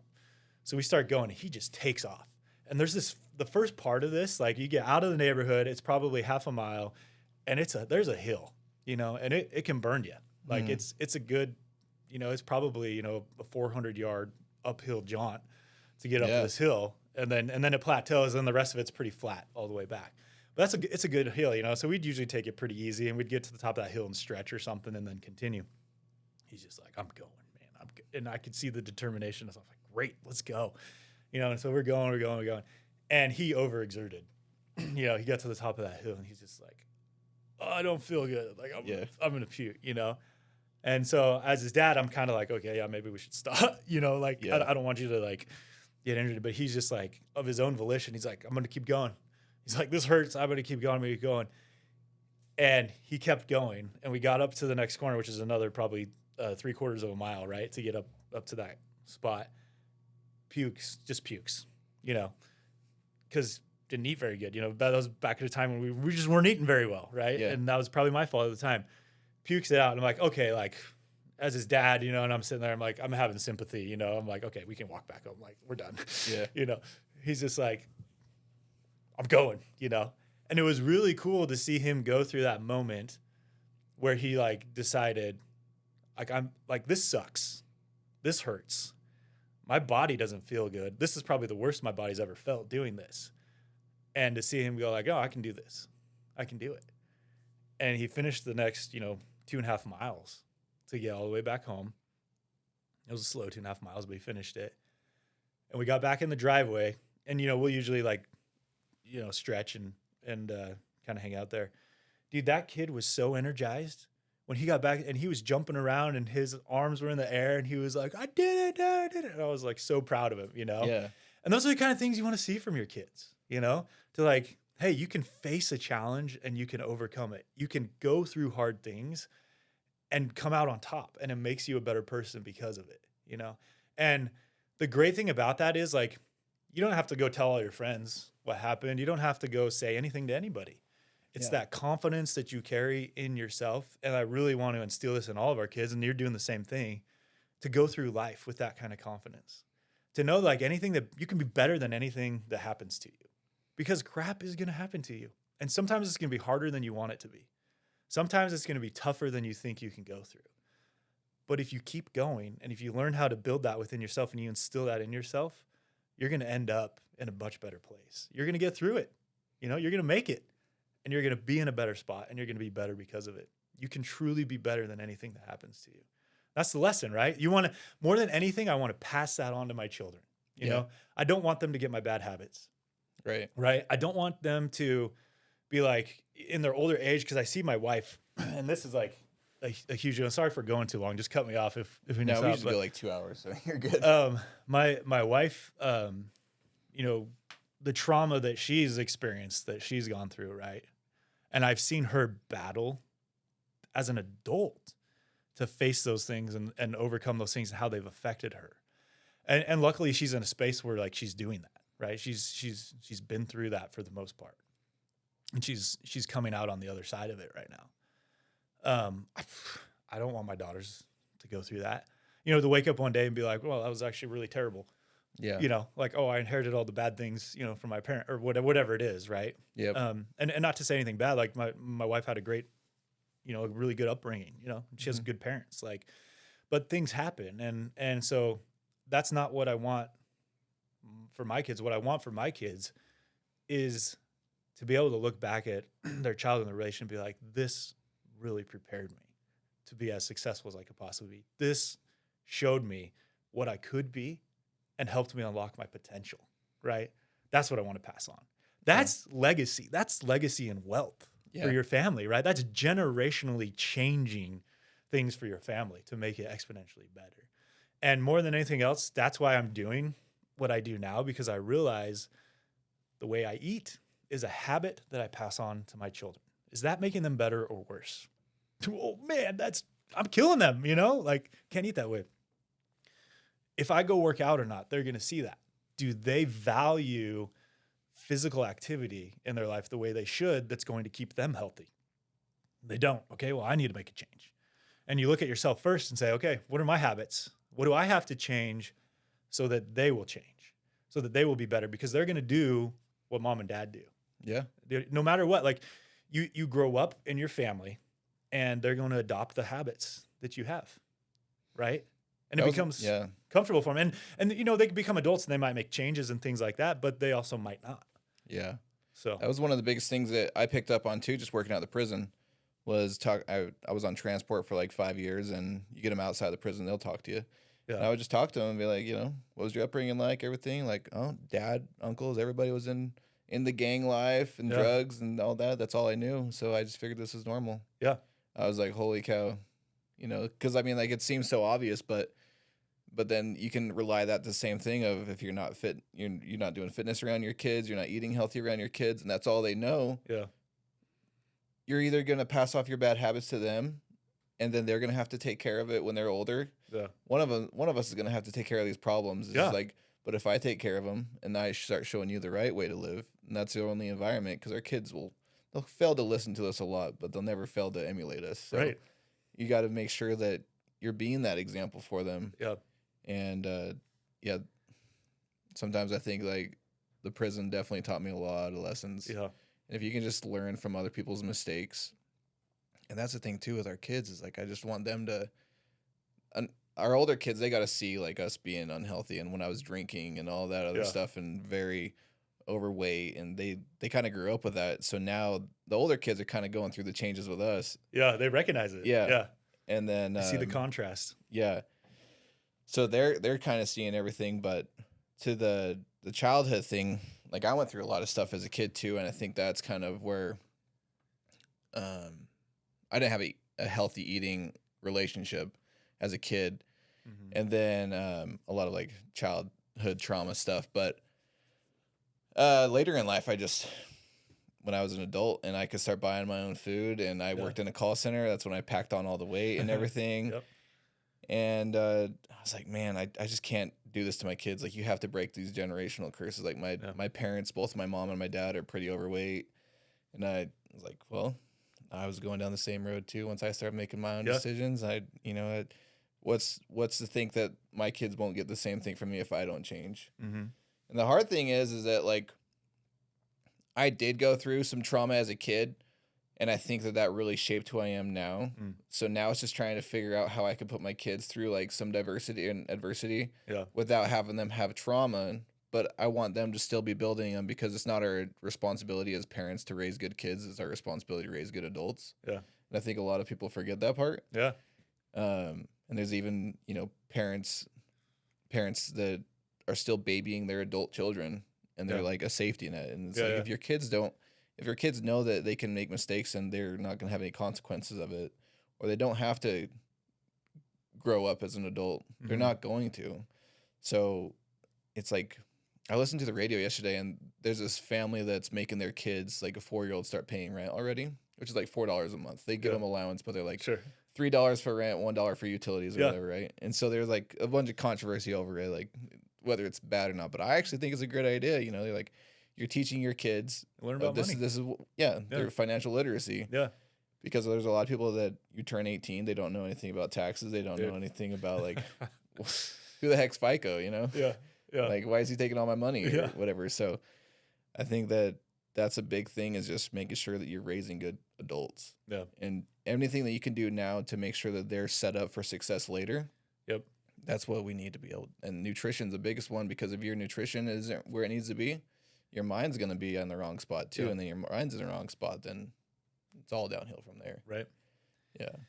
It's dude, and that's huge. And the like next step in that I always think about too is like not just will they do it for themselves, but can they be a leader to do it for other people as well? Because they have so much influence around them, friends, social media, like all this stuff, and then eventually they go outside of your direct influence, right? When they go to school or whatever it is, when they go off on their own. And can you do it for yourself? But can you also help other people? Because then you actually have to like kind of defend or like be able to talk about why you're doing what you're doing and really understand that. Yeah. And that's something that like I look at my kids and I'm like, okay, are you going to meet a friend who's really good at talking, who like talks you out of doing something that you should do, or talks you into doing something you shouldn't do? Yeah. Like how do you help your kids not just be good for themselves, but also like have the confidence to lead, right? And understand that. And that's like, it's so vital. Like, so for me growing up, like I had a great upbringing, I was able to play all the sports that I wanted to do. My parents were very supportive, it was fantastic. But what I learned, like just the dynamic and changing like the eating habits and how I view that differently now, right? Like we would eat for taste. You know, my mom, fantastic cook. Anything you eat that she cooks, it tastes fantastic. It's great, right? Yeah. But the goal, right, was I want to make something that's really delicious for my kids, you know, and in general, like there's going to like, it's going to have meat, you know, and all this other stuff in it, right? Like it's going to have like an appearance of like, if you follow the food pyramid or something like that, that it would be healthy, which we know now today is not really correct. Right. But, you know, that's what it was. It was for taste, right? We would eat for taste, like the most delicious things that you could eat. And like, I didn't realize this, but like, that's how I was wired. Right. Mm-hmm. And I was eating for taste. It's like, what do I feel like I want to eat right now? Well, what do you want to eat? You want to eat sugar or really, you know, things that are loaded with salt and things like that, or things that are just like manufactured because they taste so good, or the texture of it. Right. And you start to kind of get like a preference or an addiction like to those things. And like, I didn't learn how to be like a real like leader to make my own decisions, because anytime somebody offered me like a milkshake or something, you know, or you go to like fast food and you're like, oh, this is a meal, you know, you get a burger, I get fries, and I'll get the Diet Coke because there's no sugar in that. Yeah, like this is a good meal, you know? Yeah. And you're just like, oh, that's great. Making a healthy choice. But no, like you're making a taste choice, you know, because you can cook almost something very similar to that at home, and it can be 700-800 calories less. Yeah. Right. And actually healthy for you. Right. That you're putting in your body. You know, I use the beef I get from my cow. I take the bun out, right? It's a lettuce wrap. It's, you know, maybe still got a slice of cheese on there or something like that, but I'm getting rid of all the sauces and stuff they put on it. Use something that's healthy, low calorie, you know, and like a sweet potato with it, right? Or whatever. It's like a very similar meal, right? But way more healthy for me. And a glass of water instead, right? And I realized like, yeah, the taste and the texture a little bit different, right? But knowing how healthy that is for me, that's me leading. Because if I just go by taste, yeah, I'll buy a McDonald's double quarter pounder all the time because that thing's delicious. You know, like my taste buds love that, but my body doesn't. Yeah. Right. And when you're out with other people and, you know, like, and this is what was really hard for me, you know, you'd be at work, like you were saying, you know, and it's like, what's convenient? Everybody's going to McDonald's. Mm-hmm. Everybody's going to Taco Bell. Like, and you want to socialize, you want to be with people. Well, like, do I know enough when I'm in this situation to still make a healthy choice, you know? Or do I just, you know, what do I do? Right? Yeah. Like, what do you do in that scenario now? Can you be a leader? Can you lead yourself? Can you lead others? Can you help other people? And like, we've realized like there's ways to do that. Like, you know, first and foremost, like, can you suggest another place to go, right? Where, you know, there's healthier options. And if you can get everybody to agree to do that, I mean, that takes some real leadership skills. Yeah. To be able to do that in your friend group, right? But just being able to like talk through that, help people understand, you know, hey, like, guys, this is kind of the same thing. Like, let's instead of going, you know, to Taco Bell, can we go over here to like Qdoba or, you know, wherever where you can have some fresher options, right? A little bit better options for yourself. And like you're just instilling in somebody to lead, to make better decisions. And like, granted, like eating at Qdoba is probably not like the best decision either, but it's better than Taco Bell. And I think that's where like what like a big change for me is like, in every situation, can I make a better choice? Yeah. And if I do, I'm going to be exponentially healthier because of it. And if I've trained myself to like see like, okay, this choice here is not good. How do I get it to a better choice, and how do I make that? That's what I want my kids to be able to do, to lead out in doing that, you know? And so we do that with them too. We're like, hey, what's the better choice? What do you think you should do here? Mm-hmm. And just same thing you're doing, right? Like, you make the choice. Yeah. Why did you make that choice? Yeah. Right. And I'm not going to tell you you're right or wrong. I just like explain to me why you're making that choice. Do you feel like that's the right reason to make that choice? Yeah. And like help them think through it. And what I found, like I was talking about Ani earlier, 7-year-old, like my wife's really good about this with her, you know, like helping to educate her through that choice making process. And now she'll get in front of the fridge and be like, oh, I really want that, but my body doesn't need that right now. Mm-hmm. Like I need to make a better choice. So I'm like, 7-year-old, I would have never done that when I was 7. You know, and granted, like our fridge looks completely different than it used to. Like it's mostly healthy options in there now, you know, like, you know, carrots and vegetables and stuff like that they can eat, but there's still stuff in there, you know, like I can honestly say like this is still a path for us. Like we're still figuring stuff out, but there's still stuff in there that's like, that's definitely not a great choice, you know? Right. And in our house, like we do it as a reward too. Like they still love Friday night pizza night, you know? So we still do that. And we've made homemade pizzas that are a little healthier. Yeah. Sometimes we still go buy a pizza, you know, but like, we're like, it's something that like we learn through experience. And like, I love to see her thinking that way. Like we know this is a reward right now, you know, because you guys did great this week. You did all your chores. You guys were awesome. It's a little bit of a reward. And I think though, at the end of the day though, that's what you want for your kids is to know that like they can go off on their own.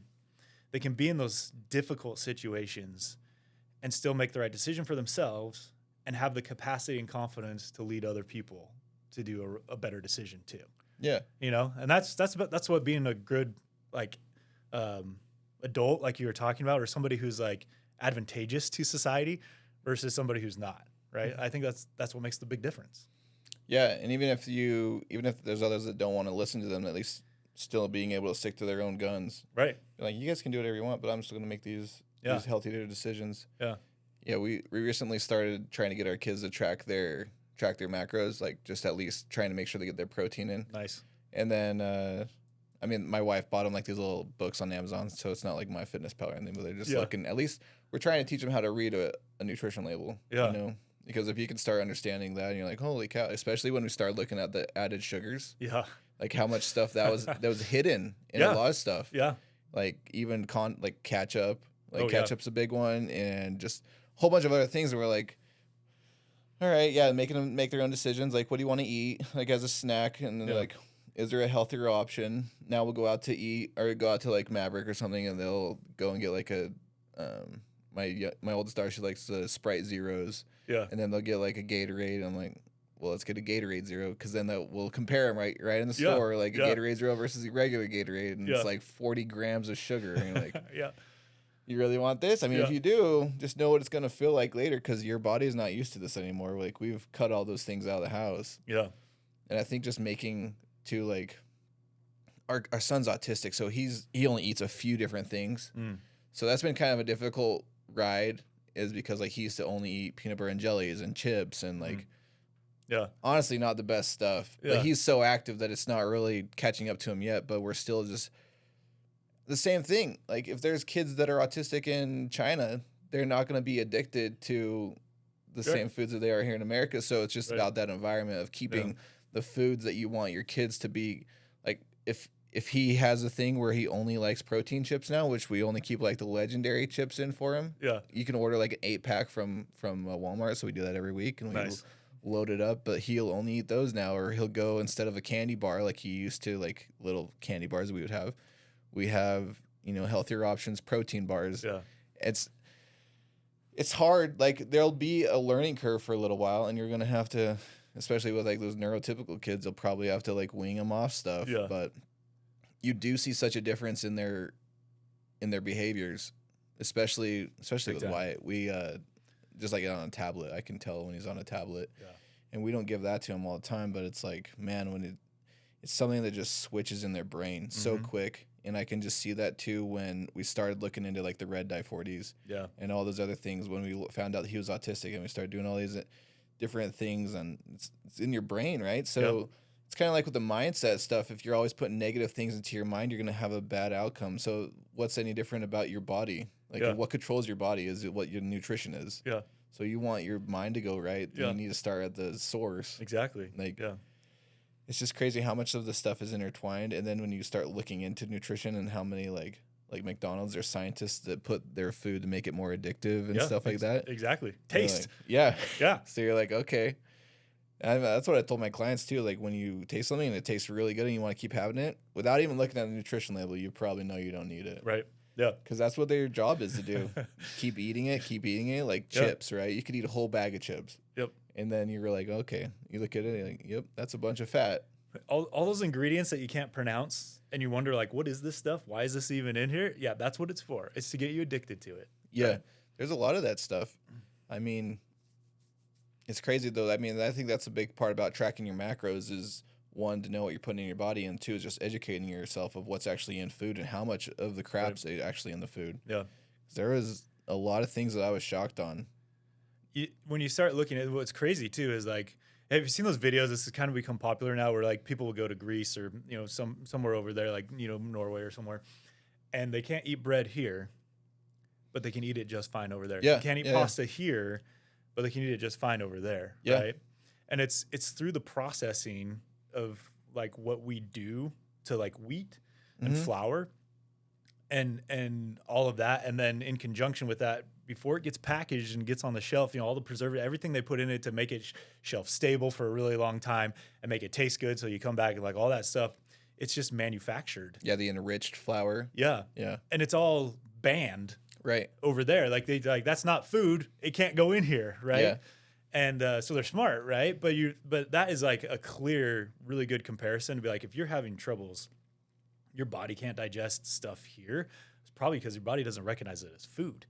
And you can go to a different country that bans all that stuff and it's just clean and you eat it and you don't have any problems because that's real food. Your body knows what that is. Yeah. It can do something with that. I've heard people say that too, just going to Mexico and eating like the flour tortillas versus the flour tortillas here. They're like, here I can just eat a few of them and I can feel bloated. I can eat them all day long down there. You're like, yeah, because they're actually making them like handmade, right? Right. Yeah, it's crazy.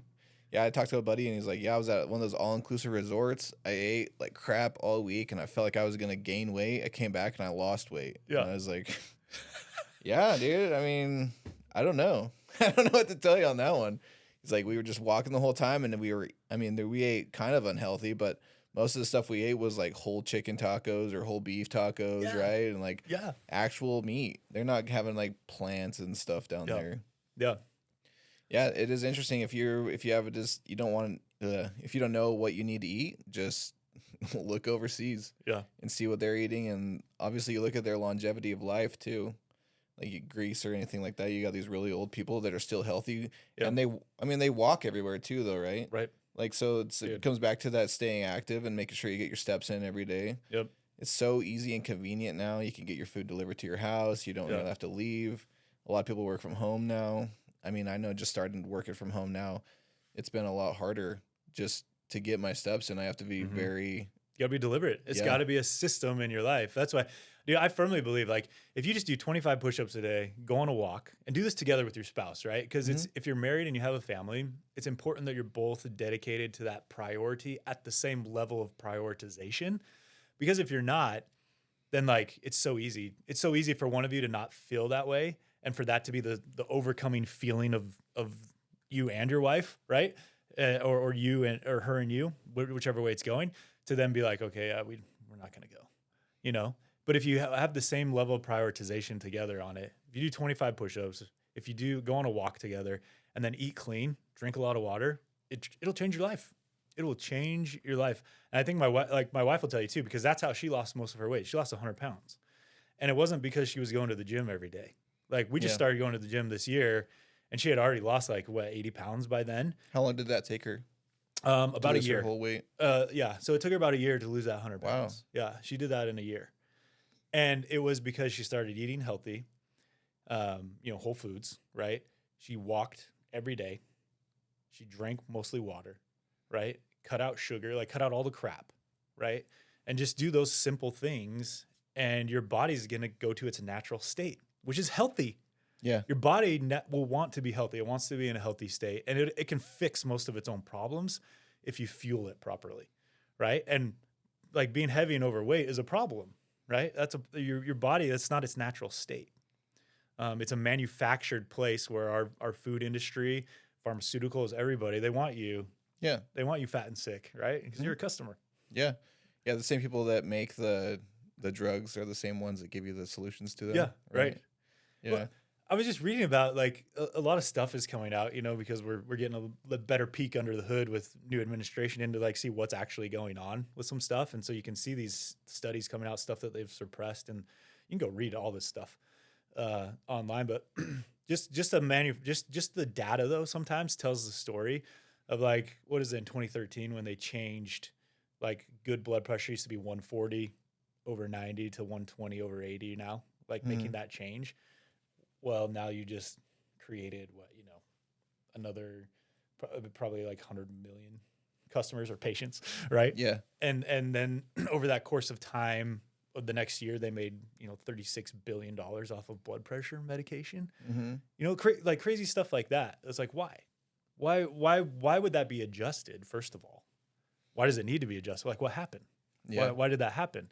And high blood pressure is not always a bad thing. You get tensed, you get stressed, right, in life. And sometimes that's your body's natural reaction to like, hey, something needs to change, something needs to fix. Well, medication doesn't always have to be the answer to that. Sometimes you just need to figure out how to be calm, right? You need to like alleviate something in your life that helps you physically make that change. And when you physically calm down after that, like it's mental first and then it becomes physical, right? And then you're fine, right? Like things are naturally happening. But my dad's a chiropractor. Like, so we really like grew up on that. Like your body can heal itself, right? If your spine stays in alignment, if your body's functioning properly, if you're healthy, you're like most things that you have issues with, your body's going to be able to fix itself, and I think it's really true. Like I see that with myself too. Like I just started eating healthy and it just started being more deliberate about making, proper choices, being a little bit more active and changing my diet, right? And how I ate, and I lost 80 pounds, It's like, how'd that happen? Like you focus on it, you try, you do a lot of things, but when it actually happens, when you can actually stick to it and make it happen, it's life-changing for people. It's life-changing for me. How did losing weight affect your life besides just the appearance? I mean, appearance is one thing, but that's not why you do it, right? It's so that I have more energy, right? So mentally, I'm more clear. That's the first thing, is like all the stuff that I was eating, I felt tired all the time. Like if I sat down for longer than like 10 minutes somewhere, I'd fall asleep. Didn't matter what time of day it was. I was always like, I was exhausted. I was tired. My body was tired. And like, I would still go to the gyms. Like I could push some weight, I felt like strong. Yeah. But like, I wasn't in a place where like I had like endurance, I'd get tired wrestling with the kids, which made me not want to do it. I was agitated more easily. I had food addictions, right? Like I couldn't pass a McDonald's without being like, maybe I should stop. Yeah, I think I'm gonna stop. Well, it's not lunch. Like you already ate, but yeah, I'm kind of hungry. I can buy a burger for like a couple bucks. Yeah. Like that was an addiction, dude. It's a scary realization when like I was traveling at the time. So I'd travel to like Twin Falls and then Idaho Falls on my drive every time. Like this is what really got me, is like I would go to the McDonald's in Mountain Home on my way to Twin Falls. I'd get a double quarter pounder with cheese meal with the Coke, with the fries. Yeah. And a Big Mac. Oh, sheesh. Yeah. I'm not like, what is that? Like 3,500 calories or more, Right? And I'm just sitting in the car driving. I'm like, why am I eating this much? Because it tastes good. So did you think you got all these habits from when you were playing college football and just kept from eating that much? And then you're partially. Yeah. It was partially like when I was playing football, though, like you go to training table and they tell you to eat, like they have a lot more control over like what's going onto your tray, and so like I was eating more healthily, more whole food types. But like when I started purchasing but I didn't realize from my upbringing, when you like completely take away the guardrails of a nutritionist helping me see what I need to eat, to like you make all these decisions on your own. From my upbringing, it's eat for taste, and now I'm out of there. I'm like, okay, but I did take away from football, like eat a lot. And now I'm like, okay, eat a lot and eat for taste. You're a completely different mentality when you're in the grocery store shopping than when you're like, what's going to be healthy for me and what should I be purchasing, And so like I'd go through the store and I'd be like, oh, that looks good. Oh, these are yum, yum. Like, what do I want for snacks? Like what's on my head? Like, oh, that's going to be a great snack. Oh yeah. Yeah.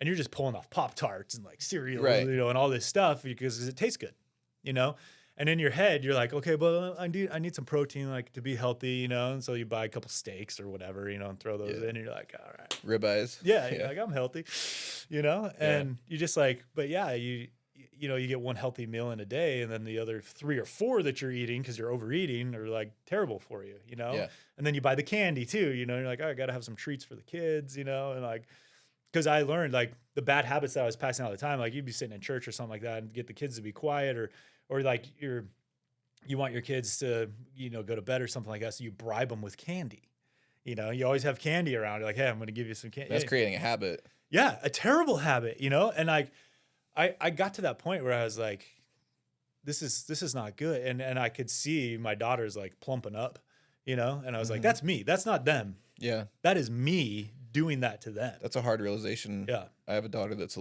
little bit overweight. And that's a hard area because I don't want her to get like eating complex issues or anything. So now it's like trying to figure out how we can make, I mean, only have healthy options in the house. Yeah. For one. Yep. And that's just going to alleviate one thing. Yeah. And then it's also just the education part of it and then making them make their own decisions. Yeah. And like, you know, they'll make breakfast and I was like, where's your protein with the breakfast? Yeah. Well, it's protein cereal. And then there's Cheerios protein cereal. And I looked at the box and it was like 8 grams of protein, which isn't bad. And then there's like 11 grams of sugar added. Yeah. And I was like, yeah, this is not a good option. Yeah. I mean, bless my wife. She thought it was a good option, but I mean, that's just been a journey for both of baby. us. Yeah. It's been I mean, a lot of things are marketed for protein and then you look at them and you're like, no, this is just a fat bar still. Yeah. But no, it's a hard spot. Like, cause obviously, you know, we're all on this journey together, but we're trying to get like, all right, if you guys are on your phone, you need to be like, if I look at your phone and you've been on your phone for 4 hours, you better have been outside for 4 hours today too. Yeah. It's like a 1-for-1 swap. And if it's not, like, this is going to be an issue. Yeah.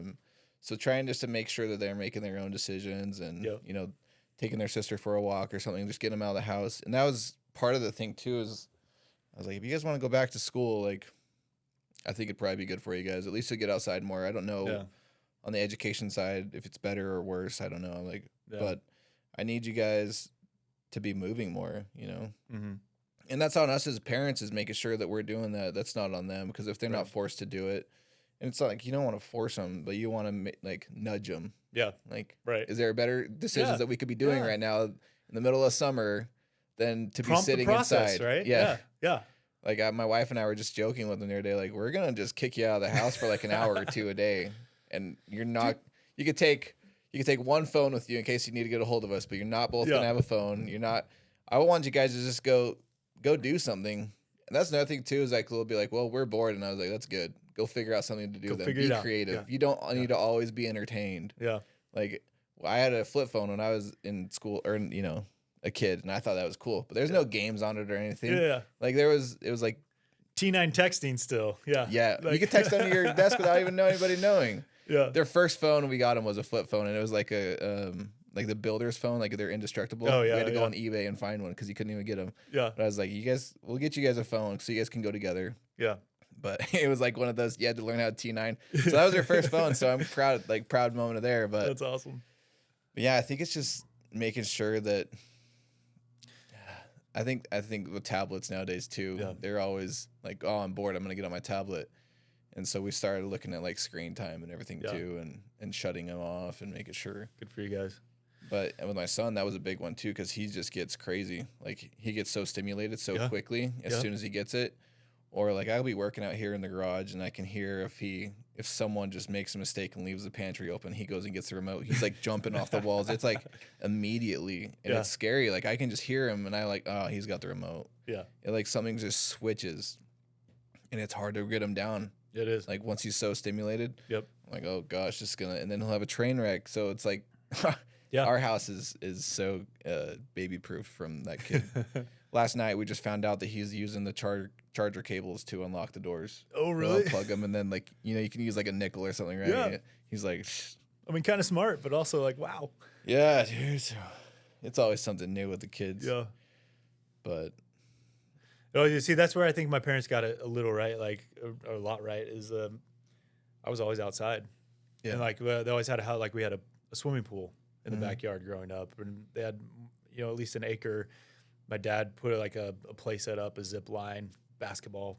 Like I had so many options to play outside. I never wanted to go inside. Yeah. You know, and that's something that we try to instill in our kids too, is like, let's play outside. Right.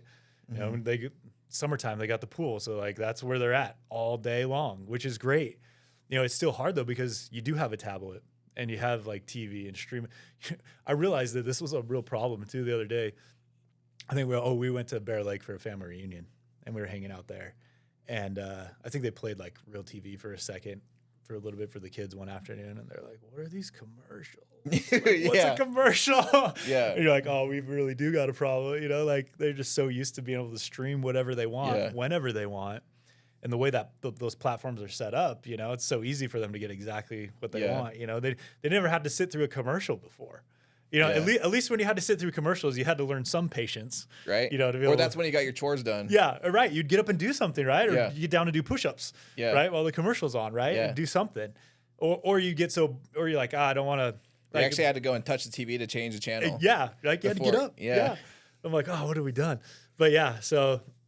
Man, it's a hard world that we live in that requires adaptability, because those are also tools that can be used for success in their life too. And I think it's with anything, you know, teach them to use it the right way, teach them to self-manage like you guys are doing, which is great.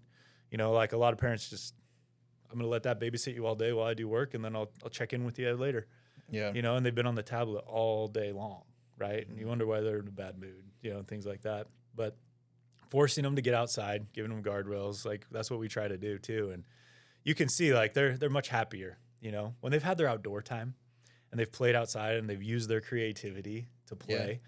They're different people. They're happier. They're more fulfilled, right? You can see that. And then if they get off the tablet, they're kind of dull-minded. You can tell almost, right? Yeah, you don't have to think for yourself. Yeah. It's just fed to you. Yeah. They haven't had to activate their brain, you know? They've just sat there and let themselves absorb everything, and then that's how they act afterwards. They're not like actually participating. They're just kind of absorbing what's going on, and then something happens they don't like. Now I'm agitated and I'm mad, you know, and you get that reaction from them immediately, right? Whereas like they've been outside and they come back in and their brain's going, they're creative, you know, they're able to still think. Something happens and they're fine, you know, we can work through it. Yeah. Yeah, they're kind of getting fed everything easy on a platter. Like that's and that's what these social media, everything, they're designed to keep you on the platform. So less ads, everything, like it automatically plays the next episode, right? Like that's what they're designing us to do. We just downgraded our Netflix to like the $7.99, so it's got ads now. Like, I got it for 1 month just so I could watch Happy Gilmore 2. Oh yeah. And I was like, nice, because I've been trying not to have any streaming or anything. The kids have Disney Plus. That's about all we had, and Amazon Prime, because that was just, we always get shit like shipped, whatever. But I got the Netflix, and then I was like, all right, we'll keep Netflix, but I'm going to downgrade it to the $7.99, so you guys are going to have ads. Right. And it's only going to be on like 2 devices, so it's going to be on the main TVs. You guys not like. Yeah, the cool part was yesterday my daughter comes up to me, because I've been having my second daughter. She's the one that's pretty bad about her phone. The oldest daughter, she's not as bad. But the other one, she'll be like, I'll look at her phone and it'll be like 6 hours of screen time. I'm like, oh my gosh. I was like, you've only been awake for like 18 hours a day, or, you know, whatever it is. Like that's a third of your days on your phone. Like, so yesterday she comes up to me, she's like, Dad, it was the end of the day. She's like, 49 minutes. And I was like, all right, well, good. That was all on you. I didn't tell you that. I mean, I told you that like a couple days ago, but at least you're like understanding why. That's awesome.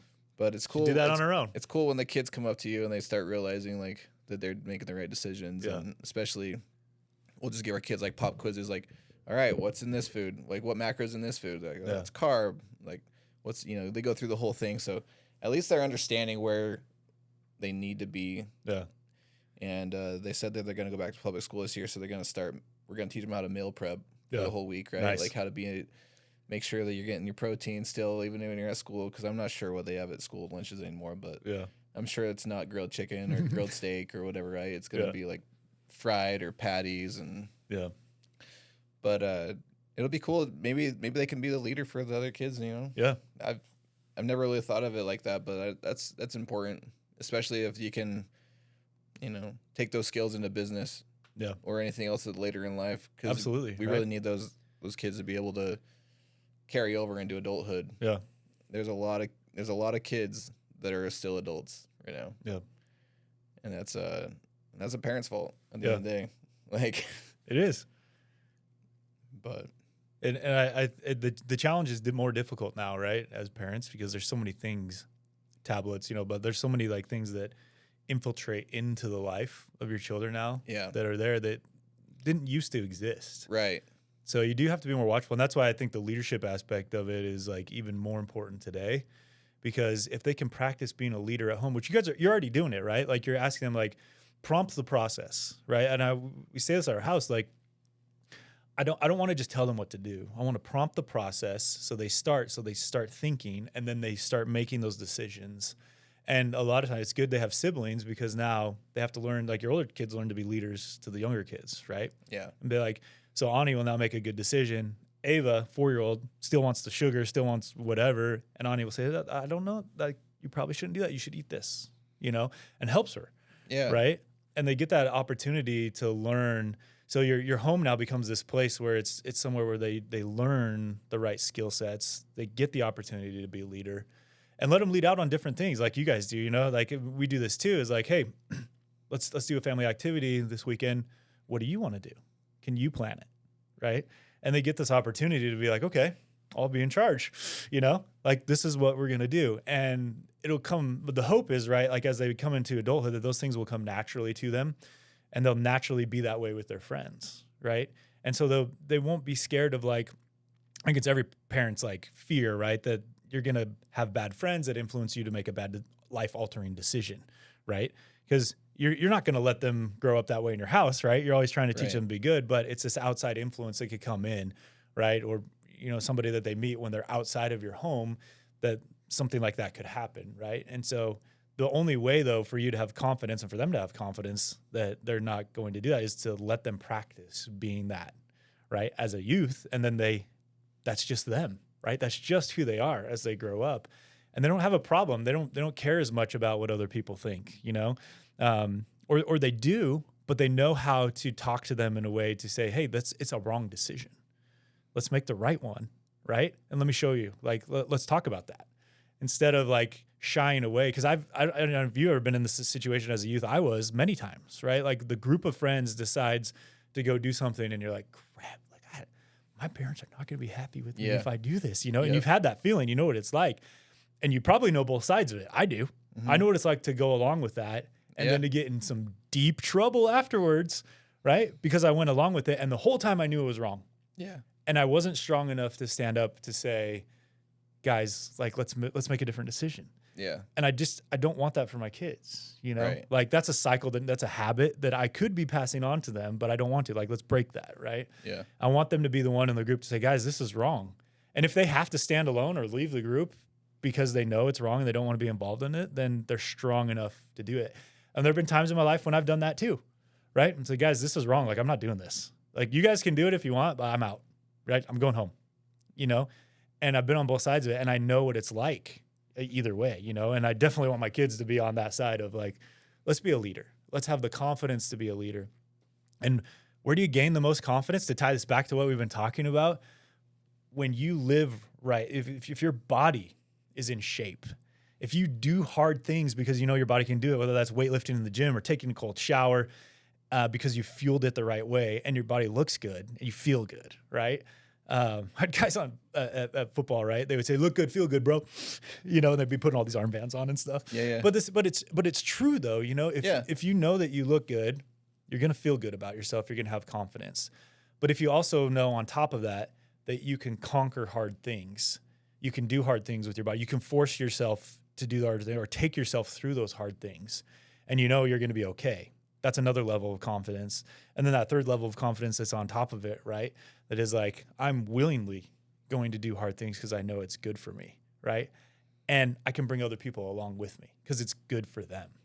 Like, that's 3 levels of confidence that you can build in your children from a very young age growing up, that if they take those habits into adulthood, they are going to be successful no matter what, And that to me means more than anything else. Like, that's why we do all of this, And if our kids, my kids mean everything to me. Like that's my why. That's my biggest why in life, And I want to make sure that I am helping them be who they need to be, who they want to be in this life, and like fulfill that purpose, right? Whatever that is for them, that they can achieve that, no matter how hard it gets, no matter who tries to draw them away from it. Because you run a business, right? Like, there's people out there that'll just make. I see this all the time. Like, people are trying really hard in their businesses. And they're just doing everything they can, and you always get these naysayers that like come on and just make dumb comments, like, why? why do people do that? You know, you hide behind your computer or your phone or whatever, and you just come out there and like pick at people. For what reason? This person is putting good out into the world. Yeah. You know, it may not be your brand that you like. That's okay. Go somewhere else. Yeah. But you don't need to put something negative there. Like, Right. why would you do that? Because that's what they've been taught. For whatever reason, they think that's okay. That's like okay behavior. Like, we don't want to produce adults like that, right? Like, we want to produce people that go out there and applaud other people. Like, hey, you're trying, and I'm proud of you for trying. Good job. How can I support you? Yeah. Right. And like, maybe I don't agree with everything you're saying. That's okay, you know, but this is like in the business realm, you know, like a completely different area, but eventually they'll be adults and they'll be living in that realm too. And can they take these habits of leadership in there to show people how to act properly? I don't know how many times in my career I've been in a room where we've been trying to make hard decisions about business, and people get so, even leaders, like you see them and they're so emotionally driven that they can't turn that off for a second. Their emotional intelligence isn't there to turn that off for a second, to sit back and say, let's look at this objectively. Let's involve everybody in the decision-making process, and let's work on this together as a team. Instead, they're just like, this is wrong, guys. You can't do this. I can't believe that this is happening. Like, get it together. Let's pull it together. Come on. And they just try to drive productivity through emotionality. There's no strategy behind what they're doing or saying. They're not helping anybody. They're just making everybody feel bad. Now everybody's less invested as a team. Things are starting to fall apart a little bit, right? And you just get this negative emotion that's pushed on top of you all the time. Now it becomes an environment nobody wants to be in. You've seen this in the business world. It happens, right? And you're like, how did somebody get to this age, you know, and think that that's an okay way to behave, right? And so you got to step back and think about that and like, man, am I like instilling this in my kids? Is that who they're going to be, you know, in life? No, I don't want, like, no, absolutely not. I want them to be able to have enough emotional intelligence to step into a room, in a boardroom or whatever it is, and say, hey guys, there is a problem here with the business. I have some ideas on how to fix it. I also want to hear your ideas. Let's bring everything together. Let's collaborate, right? Because that's how we're going to fix this. And I know that this room is smart enough to come up with the solution and the strategy forward. And we can come up with the steps on how we're going to execute to overcome this problem, right? Because they've learned how to do that from a very young age. Mm-hmm. Prompt the process. Yeah. If you always prompt the process with them, that's how they'll think. That's how they'll act, right? Have you ever read Dichotomy of Leadership by Jocko Willink? Yes. Yeah. Yeah. I love that book. Yeah, I love Jocko, dude. I love his TED Talk, by the way, dude. It's phenomenal. My dog's named Jocko, so. Nice. Yeah. Yeah, no, I mean, that's a big thing that he talks about too, is just like being a leader. You have to be able to talk to your, you know, your subordinates and give them the right to make decisions, because they're going to want to follow their own leadership more than they're going to want to follow yours in a way, like, right? Yeah. Like, you have to be able to let them make their own decisions and then bring it back to you of what they decided to do. And then you can maybe just make some tweaks to it or something. Yeah. But they're going to want to follow that a lot more than just being like blindly leading and not knowing why they're doing things. Exactly. It's the same with like your kids. You think you got to let them know why this is an important decision to be making. Yeah. And like the repercussions of what happens if we don't do these things. Yeah. It's just great how he well, a seasoned leader is going to realize this. There's at any given time, there's hundreds of different ways you can solve a problem, especially in business. Yeah. You know, what's the best way? The best way is the people that have to be involved in the work to solve the problem. If it's their idea, they'll be most invested and loyal to the outcome of that being successful. That's that's the best solution. Yeah. Right. And sometimes they might not be, they might need a little help to get there. Right. And give them some guidance to that. But if they pick it, guess what you're going to get? 100% loyalty to it, 100% effort to making it successful. Mm-hmm. That's going to give you your best outcome. And it may not be the cleanest path to get there sometimes, but there's people involved here, right? And you're doing the same thing with your kids, right? Yeah. And they're learning, like the way you're interacting with them is teaching them how to be a leader as well, right? Because when they're in that situation with somebody else, how are they going to act? They're going to act how you act, right? Because they're going to adopt those behaviors. Yep. Right? So it's powerful. Yeah. Yeah, making them make their own decisions. I mean, our kids have wanted to do like lemonade stands and stuff before, right? And yeah. I'm like, I need you guys to give me a whole business plan of what you're going to do, how much you're going to like sell stuff for, and then if you're going to make enough profit. And then that gives you opportunities to teach them like, how do you calculate what profit is? And I mean, it's pretty easy for kids, right? Like, and it's cool when they can, you know, you can quiz them like, all right, how do you do profit? And they're like, okay, this is like, all right, I think you guys are set up. Go ahead and give it a try. Yeah. Right. And there might be some mistakes that they make, but you make sure they drink half their profit just sitting there waiting, right? I'm thirsty. Yeah. Yeah. So it's just cool, those things they got to learn though, and then or like when they did a lemonade stand and their cousins were drinking all their stuff, and now they would have customers and there's nothing there. I'm like, well, this is an important lesson for you guys to learn, right? Yeah. Like, or can't sell if you don't have it. Yeah, or like the pricing thing of how you guys gonna stay in business if you're not selling it cheap enough? Or then they think like $5 a cup. You're like, all right, now you're going the other way. Yeah. So now you guys need to figure this out. Yeah. But I think business is a really cool thing to be able to teach your kids too. Yeah. Like I've never been a business expert. I work in a prison for the last 10 years. So like I'm trying to learn too. But to be able to teach these kids these things that can follow over into life. And if you need to learn how to do a budget, you're going to need to learn how to do that for your own life too. So it's really cool. But it's a hard job, man. It's a hard job being a parent. It's the most fulfilling though. It is fulfilling. And I think you touched on it earlier, but having a why in anything you do is just the best. Yeah. Because you're not going to be able to, those moments, then you're not motivated to go to the gym. Those moments when, you're questioning why you left your job. Like why did you do it? You got to come back to what are you trying to get out of this? And like there's probably 3-4 out of 5 days a week that I'm not motivated to go to the gym. Like it's not that you're a normal person, I'm like, all right, well, I know that I gotta put on a good example for my kids. I need to make sure that I'm showing up the best for my wife, because when I don't go to the gym, I'm kind of an ass. Like I need to make sure that I'm not. It's therapy for you. I'm not taking my stress out on her. Like it's not fair to her. Anybody that's around me when I was working in a job, like I was secluded on a bus most days, right? Like so if I'm being mean, that's you got to take that self-recognition. Yeah. And it's regulating your whole emotions, and just the myth of, oh, I'm not motivated. I have a really hard time with parents saying they're not motivated to go to the gym. Yeah. Like, or that they're like, I don't have motivation to start a fitness journey. I'm like, you're a parent, right? Like, do you want your kids to pick up the same habits, your same body type, everything as you? Like, because they are going to if you don't change these things. So your motivation should be your kids. Yeah. Well, I mean, even if you take like a scientific look at it, right? Like motivation's a feeling. Yeah. And what they're saying is right now, I don't feel like doing it. Well, guess what? Like how often do you, like you're saying, like how often do you actually feel like going to the gym? There's more days where I don't want to go to the gym and I feel like I don't want to do it. I'd rather do something else or sit at home, right? Than go to the gym. It's about dedication, right? And that's why the why is so important, because you lean back on that and say, this is what I need to do. This is what I want more than anything else. And in order to get there, I have to stay dedicated to my system that I have in place, which is this is the time of day I go to the gym and I do this every day. But you know what's on the flip side of that though?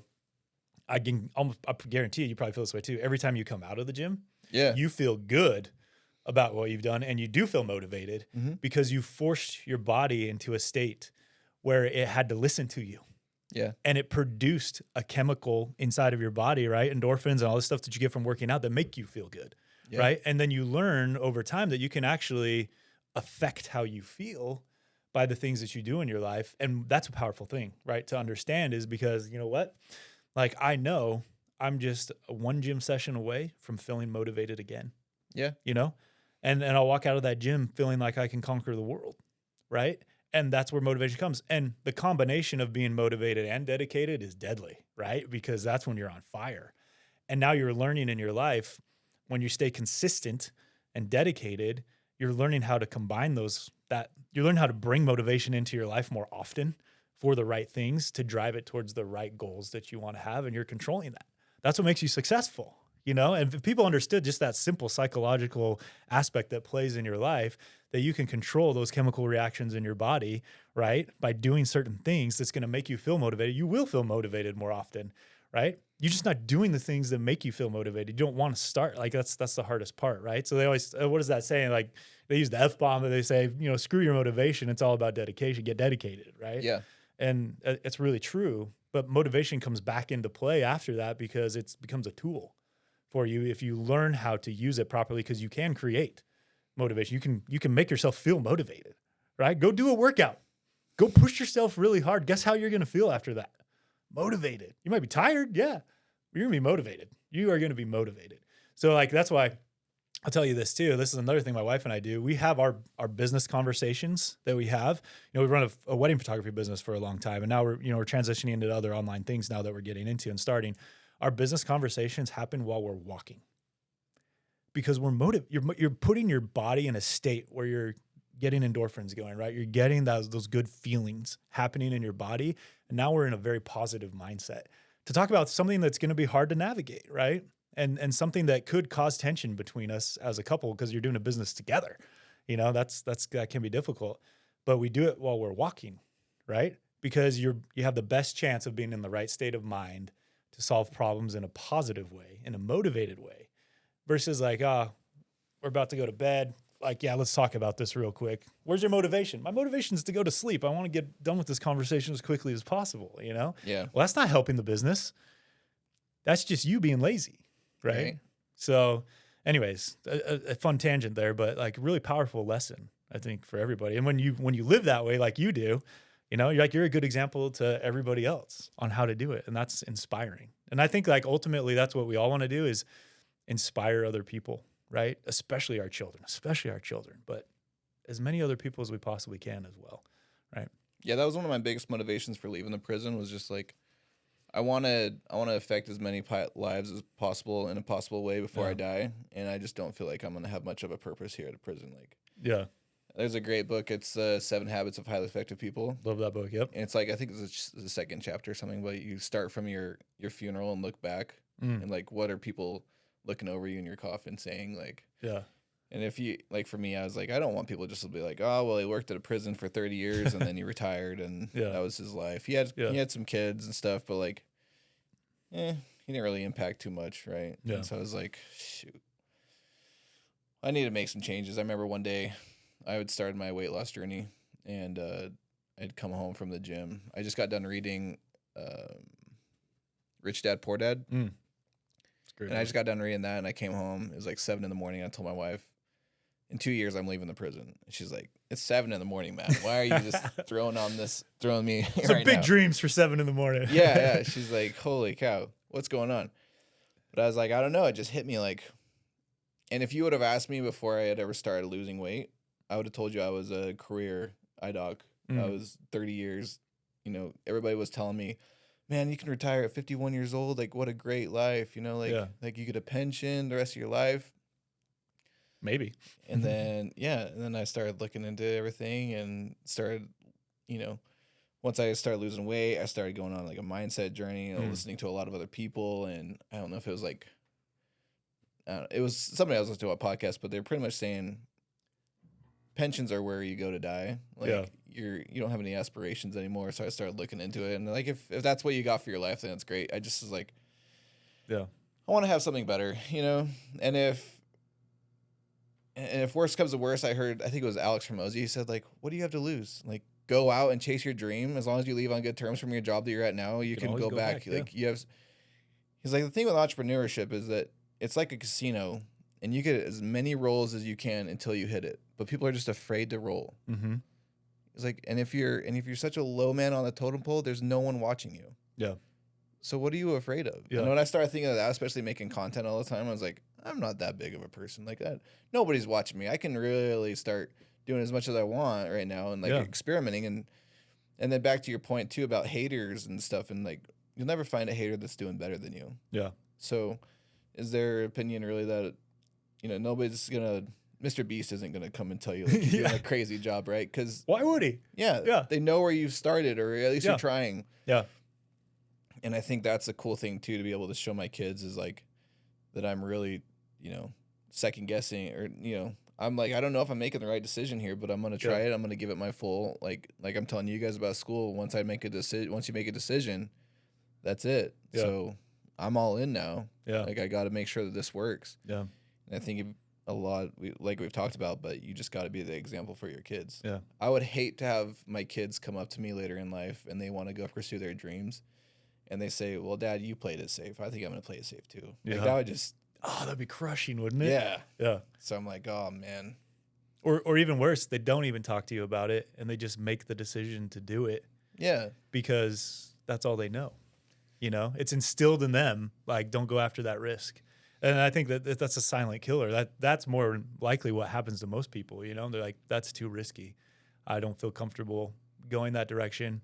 What happens because of the way they've grown up? Now I'm in fight or flight, and you just don't make good decisions when you're in fight or flight, right? So what do?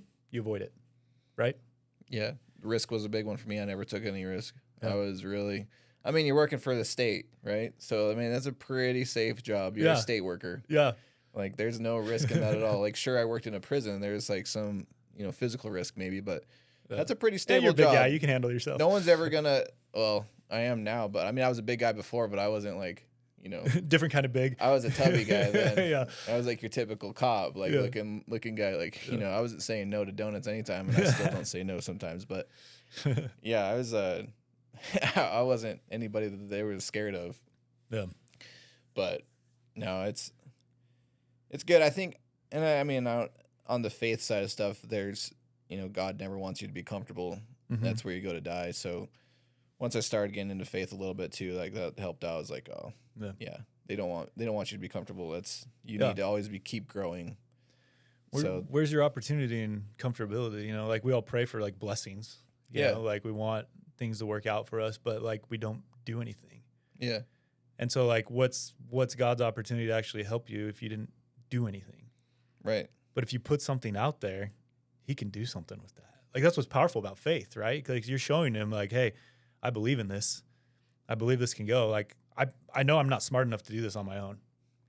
I'm going to need some divine intervention. I need something, energy from the universe, whatever your faith is, whether it's God or whatever. Right. But like, I need help, and you're like, okay, I got to put this out there and then I can receive that help. It requires like an act of you to be faithful to do it, which is so cool about it. You had to get on the religious side, but like there's power in that. There's a lot of power in that. Yeah. Well, I started when I started thinking I wanted to go into, leave the prison and do my own business, I was like, started looking into a lot of other entrepreneurs, and like a lot of people say like, good luck doing good in business if you don't have faith on your side. Yeah. Like, cause then all you have to do is believe in yourself, and that's it. Like there's no one else to help you out. So good luck. Yeah. It's a hard place to be, Yeah, I know, man. It's a great place to be though, too, to recognize like, I can't do that. Like your stuff's inspiring, dude. I just, a month ago that we actually connected online. Yeah. And I've looked through your videos and things like that, and I see it pop up in my feed every now and then. Hey, I know this guy, Matthew. Like he's got cool stuff, like the stuff you do in the grocery store, right? And show people like how to shop properly, how to understand nutrition labels and things like that. Like it's so beneficial. It seems like such a basic thing, and yet most people don't even do that when they shop, right? And so it's really powerful for a lot of people. Like you're helping people, and even just for me, like I'm trying to live this way also. So it's a good reinforcement that this is the right thing to do. But it's also like, even if I just see your post, I'm like, that's inspiring, right? Because like I know what you're all about and I know how you're living your life, and just having that like the quick influence of like, I know what's going on and what he's trying to do. Like, I'm like, yes, me too, and it's like somebody else out there is doing this also. It's inspiring, and so like kudos to you for doing it. Cause like it's not easy. It's not easy to put yourself out there and do this, but like I love it, man. Yeah, I mean that's the big thing too. Is that it's that embracing discomfort, man. Like getting on camera and talking on camera. Like, I can just black my face out and everything. Yeah. I remember I had someone come over for a podcast. They're like, "Oh, you didn't tell me it was going to be a video podcast," and I was like, "Yeah, sorry."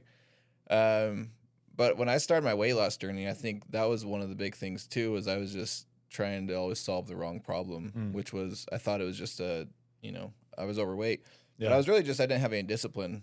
Yeah. So like I didn't have discipline to eat the right things. I didn't have a discipline to go to the gym when I didn't feel like it. I was listening to my feelings more than anything, and discipline is when you don't listen to your feelings and you do what you know you need to do, and you do it like you love it. Yeah. But that whole year of 2023, I was like, I'm just going to work on my discipline. That's my New Year's resolution. There you go. I'm not setting a goal to, lose weight. I'm just going to work on my discipline. And it all started with just like waking up on time. Yeah. And I was waking up at like 2:45 in the morning because I had to be to work by 5:30 in the morning. That's so I was like, if I need to go to the gym, I'm going to start the gym like 3 in the morning, 3:30 sometimes. Dude, that's dedication, man. Yeah. To be leaving the gym by 5 o'clock to go to the prison by 5:30. Yeah. And I was like, I'm honestly like, that's the biggest thing I think that anybody could do is just set an alarm and wake up at that time. And if you can just start stacking these little wins Yep. along the day, and now you just wake up on time, you go to the stacking. gym. Yeah. It's like it's impossible for you to not win the day. Right. Like you can, and that's the thing too. I think a lot of people may have like a bad moment of a day and they let that take their whole day down. Yeah. But it's like if you already stacked a whole bunch of things already, and you have one little moment, dude. And on top of that, if your workout's really hard, you've already conquered the hardest thing you're going to do that day. Yeah. Like that's the hardest thing I'm going to do is like my workout. You're voluntarily Yeah. tearing your body down. Yeah. Yeah. So not only are you habit stacking going in a positive direction, you've conquered the hardest thing for the day. Like everything else is going to be easy after that. You know, you're like, it's downhill from here, baby. This is going to be a great day. Embrace the suck. Yeah. I think a lot of times too, and there's things that happen bad in my life. I'm like, I know there's a lesson to be learned in this. Right. And then when you learn that, then you're like, you look at things differently. You have a different mindset about things going, you know, like there's a car wreck or something. And you're like, oh, well, I was late this morning to get out of the house. That could have been me. Yeah. You know? Blessing. That's great. Yeah. It's like you start looking at things differently. Yeah. But what's next for you now? You going to try and do a show? I'm going to, yeah. I've never done that. I've never done this before with my body, you know, to like this level. And it's pretty extreme. So yeah, I'm working with my coach. I'm going to try to get ready to do a show. So that's coming up. This year? I hope so. Yeah. One? There's one in October that I'm shooting for right now. We'll see if I can get there. I've got to, it's hard to like anticipate like how your body's going to react. Are you doing a bodybuilding or are you doing like a physique show? Yeah. Like a physique show. Yeah.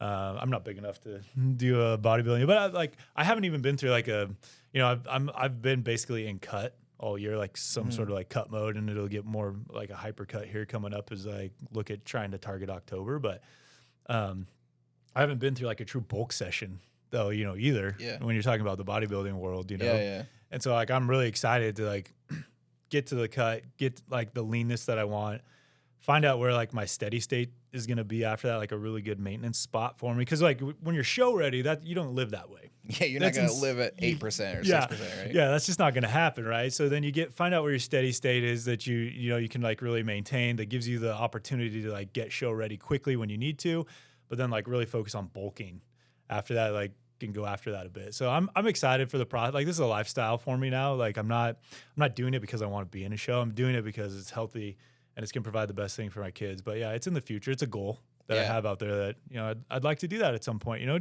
because you want to show your kids too that like you can achieve success in the things that you're doing. Right. So what about you? You can do a show ever in the future or anything? Yeah, I want to try and do one next year. Nice. I can't give up hunting season to go do one in October. Like I can't imagine being in a full cut in October and being in the mountains. People tell me I'd have diet brain and I'd get lost in the woods. Yeah. Probably. So I was like, yeah, I'll do one in like the summertime. Nice. So I'm talking to a coach right now to start like a, I don't know, 8-9 month prep. Nice. You know, just like slowly leaning down. And then I got to hold a maintenance spot for a while around like 14-15% body fat. And then get my body used to that area. Yep. And then we'll start a cut probably like January, February. Like a real cut down to like 6% or something. Yep. Nice. But I've never gone below 15 in my life. I was a big guy. So like I'm still, my maintenance is like around 17, 18. That's me too. So I just pushing myself. I need a carrot. Like I need a carrot in front of me dangling. Yeah. Like I can still go to the gym every day and everything, but I need something. Yeah. I was going to do a Spartan race this year, but I didn't, but. I'm the same way, dude. If I have like a dedicated goal, you know, that's what I like. Stage is a good thing for me, you know, because it keeps me focused. Yeah. Right. I'm like, oh, I want to eat that donut right now. Oh, it won't matter that much. You know, I can eat one donut. Oh no, you can't. No, you got to stay focused. Yeah, and you got a good age range too, because you're over 40, so you'd have you know, pretty good odds. It's hard doing it when you're old. Like the older you get, the harder it is to change your body. I know that for sure. Especially to put muscle on. Yeah. Yeah. So, but we're gonna do it. It's gonna be fun. So Sweet, looking forward to it. Well, I appreciate you coming on. It's been a really good time, and we'll have to have you on again, especially if you do another show. Yeah, definitely, man. Thanks for having me, man. Yeah.